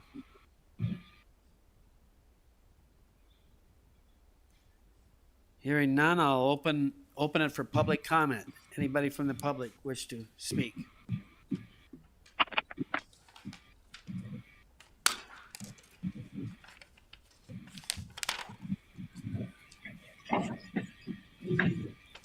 You're on. Hi, I'm Tony Ocaña. I'm one of the neighborhood residents, and I was wondering if there was a possibility to highlight some of the key concerns that the neighbors did address in their letters. Well, do you want to do that, or do you? No, want I'm asking if the letters that were shared with the commission, if the highlights of those concerns would be able to be shared. We get copies of them in our packets to read, but no, that'd be, you can do it too, or if Maggie wants to highlight them. Sure. So as Chair Gunkman pointed out, the commissioners do have copies, but I would say the concerns would be, this letter specifically said that she is aware of police calls, fights, fireworks, concerns over drug use, and maybe some level of transient activity in the neighborhood. Okay. So as residents, and many of us have been living in the area for decades, we know that there has been changes in the programs that Fraser does offer in the buildings that they own in that community. And while I think there is a lot of sympathy for Fraser's programs, as the letter points out, we've seen some of the burden that the neighborhood has endured with being adjacent to those programs. So I personally, I have walked around the neighborhood and have had to pick up needles that we found in the community. So it may not be the actual residents that may be causing some problems, but we have seen examples of additional loitering and some challenges that the neighborhood takes on. I don't think the residents fully understood what the plan was for this building. What they saw in the letter was a plan for the multi-dwelling residential allowance, and the concern that now we're thinking multiple units, which means that Fraser may have more people that they're trying to serve, but that also would put on an additional burden into the neighborhood. So what I was wondering in particular was would an allowance of making the entire lot an MR2 multi-dwelling lot, if in the future or Fraser decides not to continue on in that community, would that allow those lots then to be multi-story dwelling complexes? So that would be correct. The MR2 does allow for multi-dwelling residential structures if that were to come up down the line. That would be allowed by right. But that zoning is currently that zoning is currently in place. I mean, when it says split zoning on this lot, just to clarify that, is part of it one and part of it the other? And do we know how that affects this project? When somebody from planning?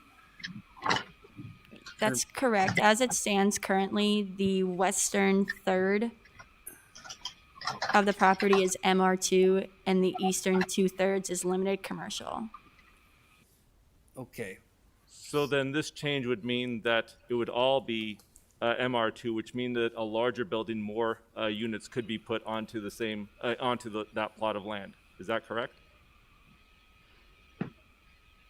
It would be correct to say that if the entire property is zoned MR2, then yes, multi-dwelling structures could be built on that property. That's true.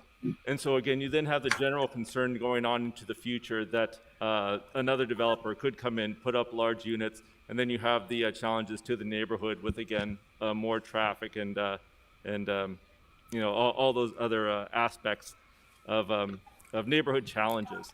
And I have had neighbors say that they are so concerned about this that they're thinking of moving because the neighborhood has had some negative incidents that we've been having to deal with. And while I think some people may not want to be associated with the not in my backyard concern because they are sympathetic to Fraser, there have been incidents in our backyards specifically that have been disconcerting. Where neighbors are starting to feel a little less safe because of some of the activity that's been going on. And I certainly have noticed, increased police activity in the community, and you do hear altercations as well. So those are some of the neighbors' concerns with some of the changes that are proposed here. Although I do think that if Fraser had communicated their plan a little bit more clearly to the residents, there may have been some more sympathy for the changes that they were trying to make. Mark, were you looking to, or Nicole? Yeah, I was just going to clarify a little bit. Thank you for your comments, and certainly understand. And this maybe isn't quite on point. Just to clarify, that small sliver of land is zoned limited commercial and rezoning it to MR2, if that's correct, Maggie. And so, if hypothetically that building were to burn down and a new building were to be put in place, and say new apartments were to come in, they would need to meet, they would still need to meet the setbacks, parking standards, all of the things that would be required and per the zoning district. And about what and maybe Mr. Lowry can speak to that, what's being proposed today is about the only thing that can fit on that property based on the size of property it is. And so just wanted to make that clarification, hopefully addresses some of your future concerns if something were to change. And again, just to clarify, no additional units are being added at this point in time. It's just really to help with the wraparound support services that the population needs greatly. Yeah. Great. Any other? I'd like to comment. I'd Pardon me? like to make a comment. Yes. Oh, this is Dawn. I'd like to make a comment. Fraser Hall is a historic building, and the little convenience store that was on the corner is a very small space, which has been demolished. But I know that Fraser needs more office space, and that's what the application regards right now. So the function of the building, part of it anyway, is for homeless children. And there's another building, Youth Works, that is north of there, that's a drop-in center. I know that it's deemed that in that neighborhood and some others along University is the largest number of groups of young people that really need help. Not to say that they aren't problems or at times, but I do think it's not in my backyard. Plus, there's a history of similar use going back to its origin as the Florence Crittenden home for unwed mothers. So, the uses have been similar over the past, but Fraser has always been highly respected and supported by the community. It's amazing how much fundraising they bring in because people really are concerned about the populations that they've served presently and into the past. All right. Any other comments, sir? Well, just that I think a lot of our neighbors would largely agree with that. They've just had, direct experience with some challenges because of the change in programs recently by Fraser with those immediate buildings. But I do think if they really understood Fraser's plans for what they wanted to do with this lot, there would probably be a lot more sympathy and support for these changes. Thank you.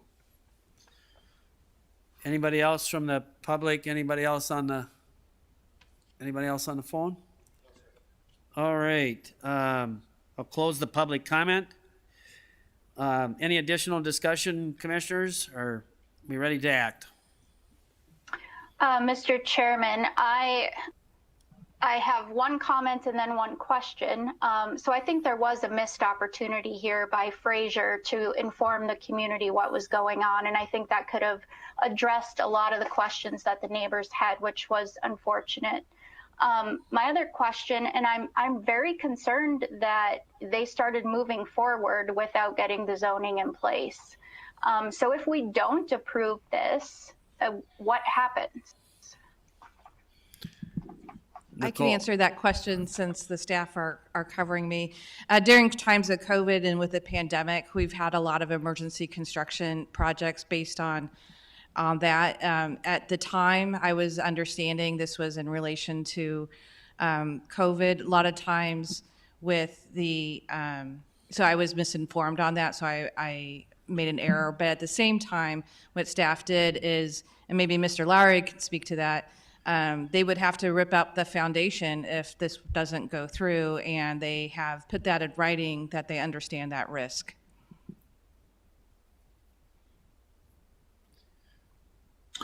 Yes, and we do understand the complication there. I want you to understand that both uses are permitted. We did meet the more restrictive use when presented with two options of making everything limited commercial with a conditional use for the existing structures or going to MR3, or excuse me, MR2. The MR2 was chosen because it did have the additional setbacks that we thought would help appease the neighborhood. And above and beyond that, it's our goal to is the city's goal to clean up these properties, to get them all three in the same owner's name. I believe right now it's the same, similar entities, but different names that own the properties, and combine them all into one property so that this is cleaned up, which was a request of city staff for us to help with the process. I can certainly appreciate the comment about communication with the neighborhood.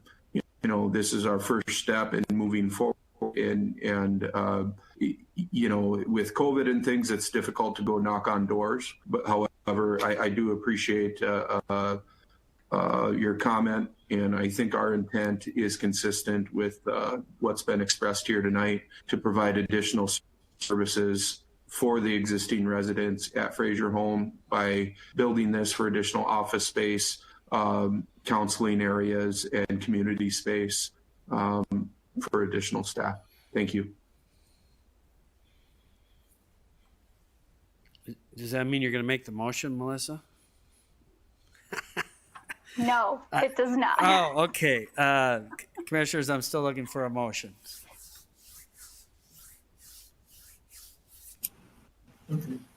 Don, this is Scott. I move to approve with the motion in the staff report. Thank you. Is there a second?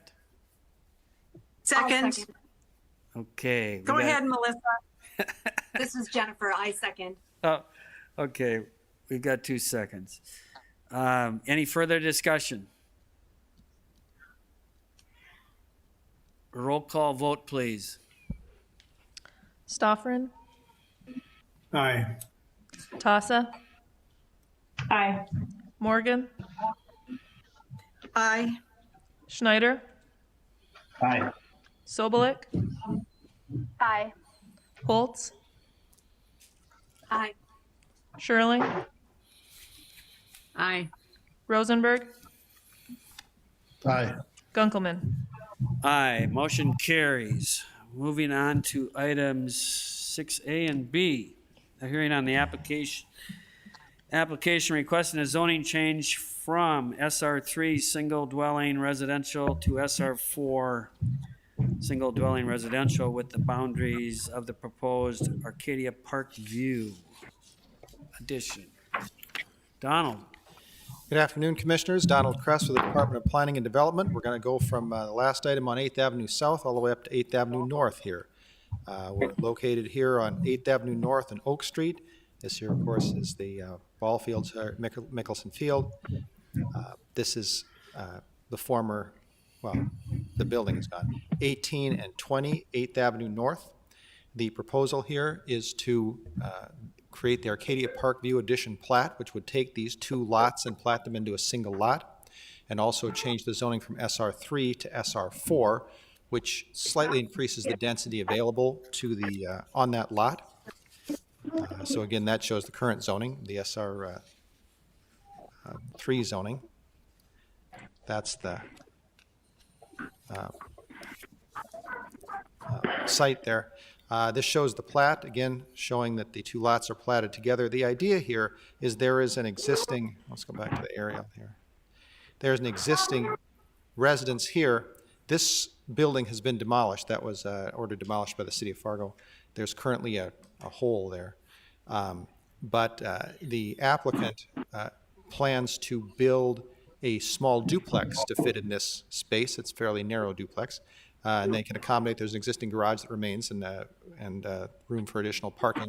We've had some meetings on this with the applicant. That's not before your commission today. We're just looking at the plat and the zone change. When they are ready to build, they'll go through our building permit process, which is reviewed by several departments. But again, just to plat this together, so the zoning would allow a maximum of 3 units. That would be 2 in the duplex and 1 in the residence here, the existing single-family residence, which the owner's been upgrading. So it's just a way to do something with that property. That one narrow lot is very difficult to work with. You couldn't build a duplex on it by itself, and even building a single-family residence would be a little bit of a push. So this combining them and changing the zoning makes it possible to do something with that property. This property may look familiar to commissioners. Earlier this summer, we rezoned these 3 fourplexes here, and then the owner has been developed them into duplexes. It's the same owner Both these properties here are the same owner. This is in the Horseman neighborhood. We did, in addition to our regular notification as required by state statute and our own ordinance, we did notify the Horseman Neighborhood Association. We did not receive any additional comments from them. We've had a couple inquiries from the neighbors about what was going on here. We did not really get any opposition. We did have one caller who was interested in about getting the alley paved. And, we addressed that to our engineering department. Brenda Deering, our city engineer, and I had a conversation about that today. And we might be talking about that with the applicant in the future here, but that's not something that's before your commission today. Staff's recommendation is stated in your staff report and shown on the screen. And either on the PEXIP or on the phone here, we should have Larry Kalkona, the architect and applicant, and Dmitry Kovalyov, the owner of these properties, and they may wish to address the commission. Thank you, commissioners. All right. Commissioners, any questions for staff?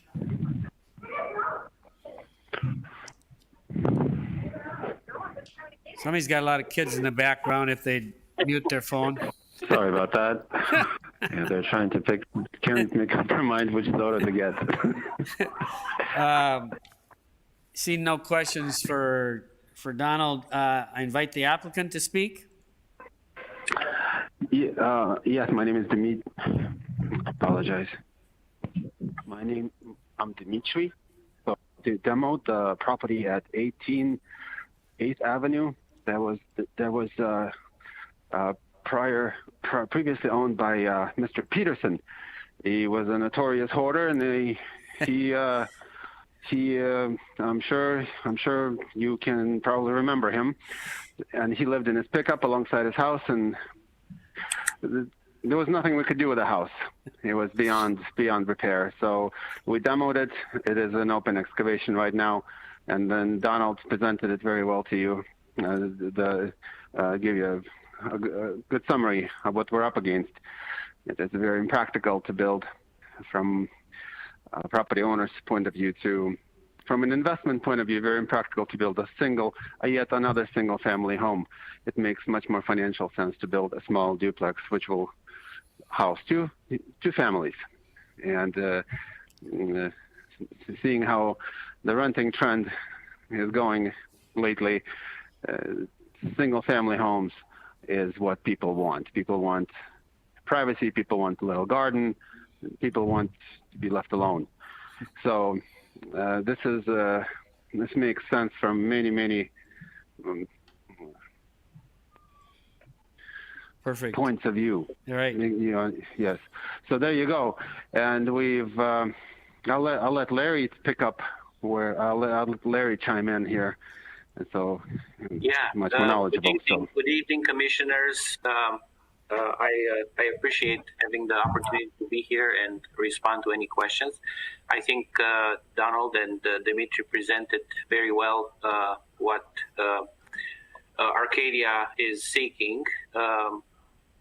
The chance of having a condition of the two properties that is better than what was before or than what currently is.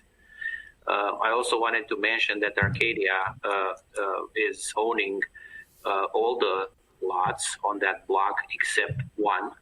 And other than the single unit at 20 8th Avenue North, everything else is a duplex. That's why it makes also sense to have a small duplex on the property at 18 8th Avenue North to be consistent with everything that it's on that block. Any questions? That's right, yes. Commissioners, for the applicants?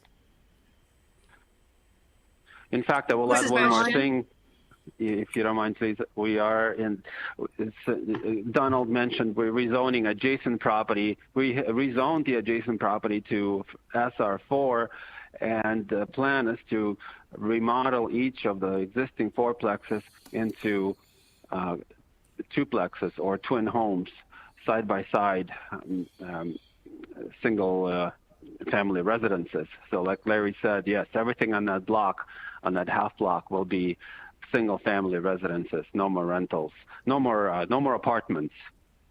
So anyway, that's my contribution. So I have a question. Yes.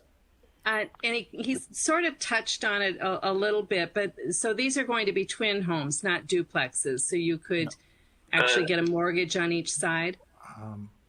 Well, they're not for sale. No. Yeah. So, Commissioner Sherling, just clarify this. What Dimitri was referring to is his earlier property. That's something that already happened before your commission. So these properties here, the fourplexes and the duplex he was talking about, are not before your commission today. He's just referring to his activity on the rest of that block that he's working to redevelop. And so, Dimitri, I believe the commissioner's question here is on the Arcadia Parkview addition. There's one single-family residence that's going to remain, and there's a duplex, but they are all rental. Is that correct? They will all be rental? Yes, everything on that block will be rented. Yes, and it is being rented. There will not be sold off or mortgaged off or whatever. Yeah, they will continue to be rented. Only the demographic will change quite a bit. In fact, it will be an improvement, significant improvement over the existing demographic. So. But I just wanted to understand, and there's no possibility of selling it. It's not a side-by-side twin home that each is separate. It's a true duplex where the owner would own the entire building and rent out the correct. other. That is correct. Right. Yes. Okay, just wanted to clarify that. Thank you. Okay. Thank you, ma'am. And Commissioner Gunkelman, let me just clarify. This is a question we often get, as indicated by some of our other testifiers today. Due to the size of this lot and the zoning on it, there's 3 units is the maximum you can get on here. That's all you can fit on there in this configuration or any other configuration. That's the maximum. I know some neighborhood residents say, well, can they build something much larger and many more units? No, they can't. Okay. Dawn, were you asking a question? I just had a comment. What the owners are doing on this block is tremendous, a tremendous contribution to the neighborhood, especially the house that was run down and the proposed improvements. We approved this previously in terms of the apartment buildings being made into duplexes, but this completes the picture. And I would be very much in favor of approval. So congratulations to you, Thank you, Don. you improver, you small developers. And the best part is it's potentially right near a new historic district. There you go. All right. Any other questions for the applicant? I'll open the public hearing. Do we have anybody on the phone? Nobody on the phone and nobody in the audience. So I'll close the public comment. Any additional discussion, commissioners? Are we ready to act? Do I have a motion? I'd like to make a motion to approve. We have a motion, and do I have a second?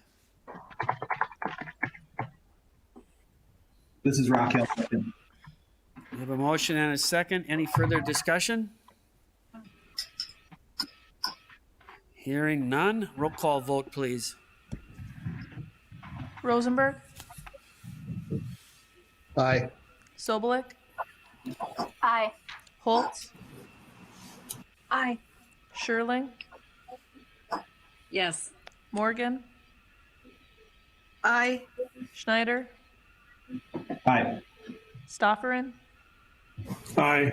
Tassa, Hi. Gunkelman. Aye. Motion carries. All right. Moving on to other items. In your packet, you've got the calendar for next year. Put those dates in your planner or your phone, or in my case, on my wall calendar. All right. Commissioner Gunkelman? Yes. Just on item E1 there, the calendar, just to note to the commissioners, due to conflicts on around Memorial Day and Labor Day, right, because those days would be city commission meetings, and so the city commission meets on Tuesday. In the June and September, the meetings are on Thursdays. That's noted on your calendar, but just to bring that to your attention. Thank you. That's something a little different, but that's what we've done in the past, is move them to the Thursday. All right, Aaron's going to give us a update on the core neighborhood plan, and Donald's going to be the slide flipper. All right, good afternoon. Can you hear me okay? Yep. Okay. So item E2 is a project update for the core neighborhoods master plan. This is an informational item and no action is being requested. Just to quickly summarize the purpose of the core neighborhoods plan effort, the core neighborhoods master plan seeks to identify and understand the primary issues that affect the city's oldest neighborhoods and to develop a comprehensive strategy for the city, partner agencies, and residents to address those key issues. Next slide, please. As many of you will recall, the process initiated in the spring of 2019, which included a joint meeting of your Planning Commission along with the Community Development Committee on May 15th of last year. Input from this meeting helped to draft a scope of work, which ultimately led to the hiring of a professional consulting firm called CZD. Next slide, please. And then work on the plan itself started at the beginning of 2020 with the establishment of 4 different steering committees, which includes 3 neighborhood sub-area committees, which are made up almost entirely of residents from the 9 core neighborhoods that were included within the project study area, as indicated on the map on your screen there. And then in addition to those 3 sub-area committees, there was also one overarching project steering committee, which was made up of representatives of several partner agencies, as well as members from various city boards and commissions, including 3 from the Planning Commission, Chair Gunkelman, Vice Chair Schneider, and then Don Morgan, who also represents the Fargo Neighborhood Coalition. The project was developed in 3 phases. The first phase of the project focused on identifying those key issues. The project was really open-ended in that regard, in that it relied heavily on public input to really drive the focus areas of the plan itself. And so identifying those key issues was really the primary focus of that first phase. The second phase focused on development of a shared vision and individual visions for the individual neighborhoods, as well as the development of a toolkit of interrelated recommendations that were designed to address those key issues that were identified as part of that first phase. And then the third phase is the last phase, and this is where the project sits today. And the third phase involves essentially just pulling all that information together, all the work that's been done throughout this past year into a single document, and then finalizing those recommendations. Next slide, please. So the first draft of the plan document is included in your packet there, and I'm not going to talk through this in any great detail or anything, but I did want to highlight a few things that may be helpful for you as you read through this document at your leisure here. The plan itself is divided into 5 different parts. Those 5 parts are summarized in the table of contents, as well as the cover memo in your packet there. And just to highlight a couple of quick things. Next slide, please. Part 1 here identified goes into detail on those main issues that were identified as part of this process. And you'll see that the issues that came up they're divided into 2 categories. One is priority issues, and then some other key issues. And the bulk of the focus of the plan is on those priority issues. And more specifically within the plan, as you read the document, you'll see that the consultant really calls out disinvestment in residential property as being really at the heart of almost all of the issues that are identified as part of this plan.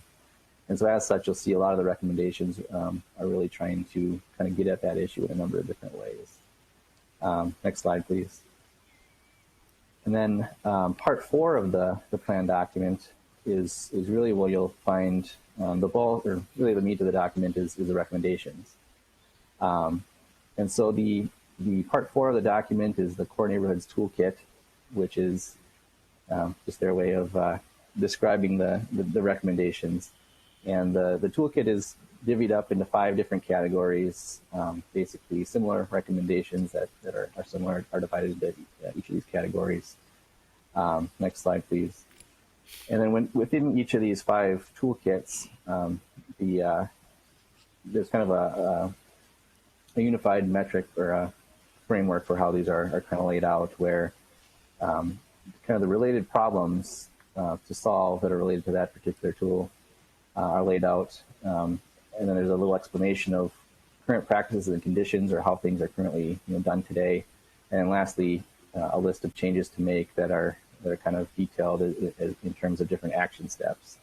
And then lastly, within each of the toolkit components there, they also identify the who and the cost associated with those. And some of those are pretty high level at this point.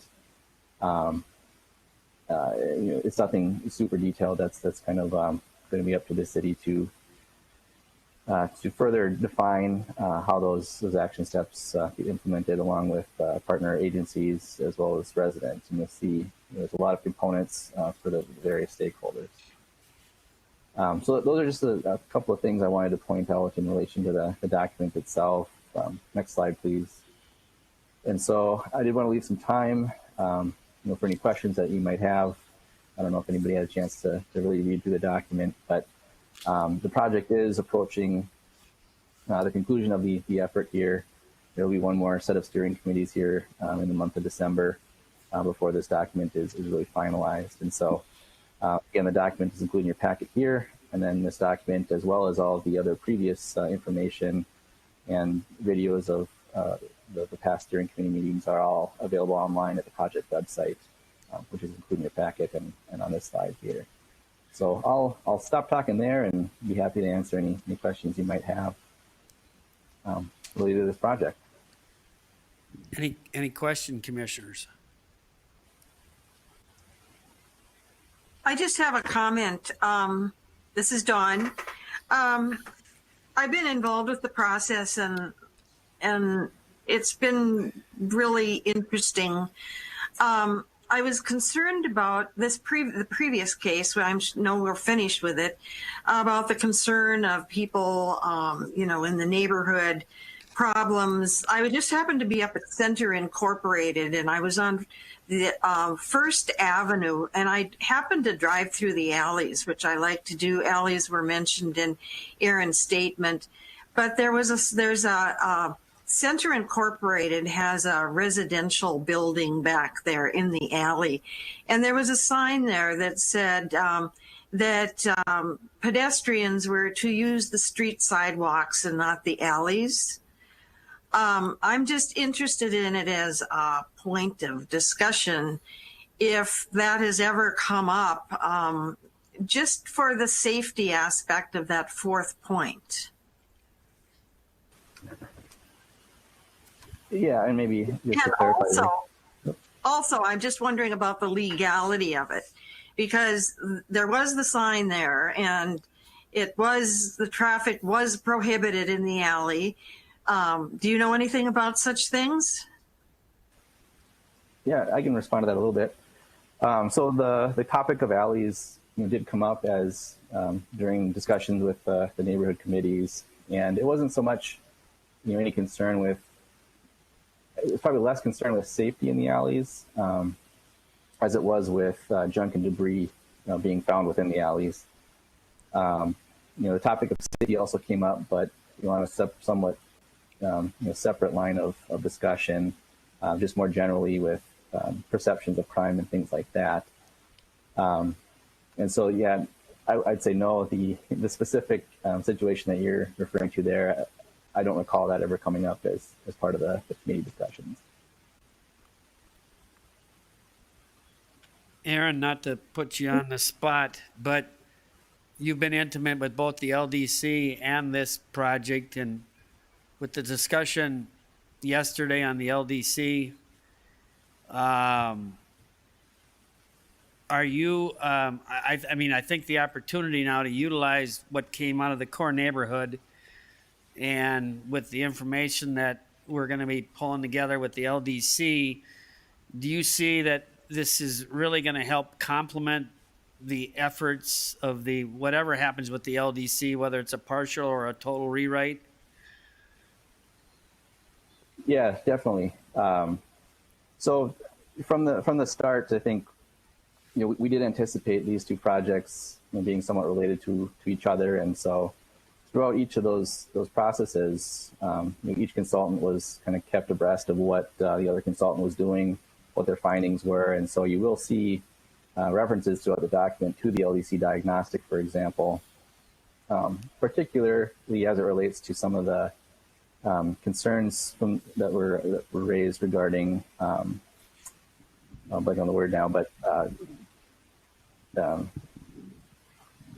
expectations for future development within the neighborhoods, and not being surprised about that with future development. And so you'll see in there there's some parts of the document that are still being put together. One of those sections is some future land use maps that will attempt to identify areas of the neighborhood that are kind of that might have some specific issues that might be more prime for investment, or maybe need some more investment in single family, might be appropriate for higher density, things like that.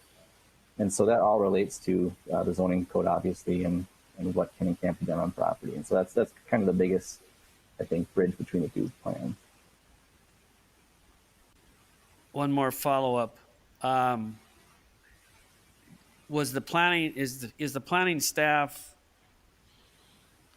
happy with the results as far as, do you think this is going to help us with neighborhood communications moving forward? Or if whether certain neighborhoods are tougher than other neighborhoods to work with, do you see what the findings, and their input, do you see that actually helping us from a planning department and a planning commission as far as when projects come up in those neighborhoods?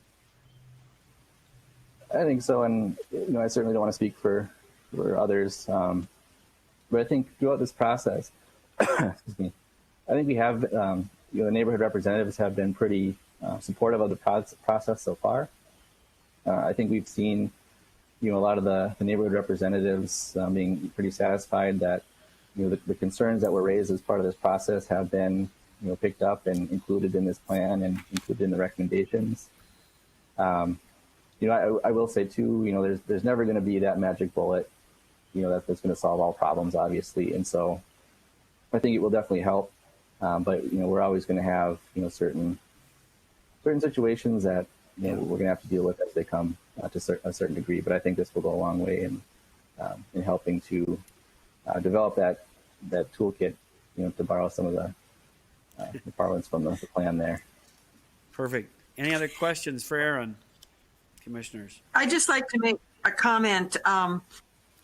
In the discussions with the contractors, it came up that in terms of the core neighborhoods, that the ones that were least represented in the discussion were those who may be in need of the greatest help.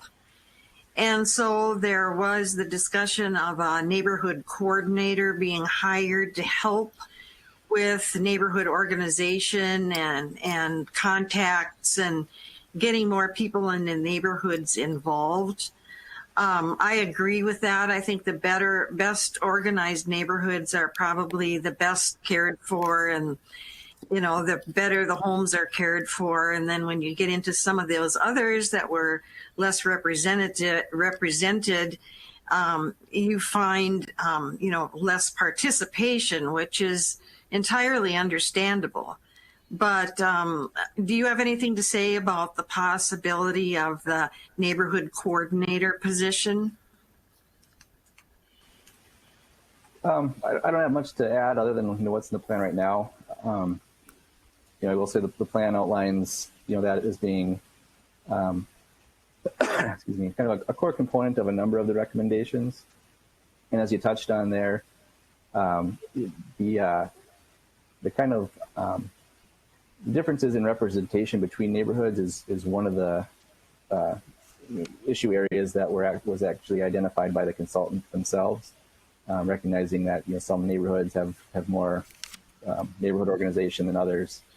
And so, as you mentioned, that certainly does help when it comes to residents having some resources and some wherewithal to deal with some of the issues that neighborhoods face.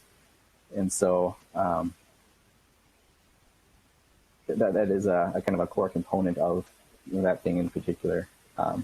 The plan itself doesn't identify specifically whether that would be a City of Fargo staff person or if that would be a staff person of some type of nonprofit organization that would be created in order to help implement some of these recommendations. And so some of those details are still up in the air, and this is again the first draft of this document, and certainly the recommendations are also currently being reviewed by staff along with the public and the steering committee members as well, kind of all in tandem here. So.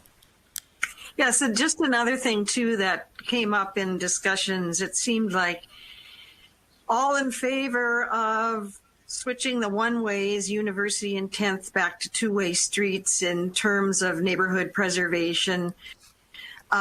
Would you comment on that? Maybe can you ask that one once more for me?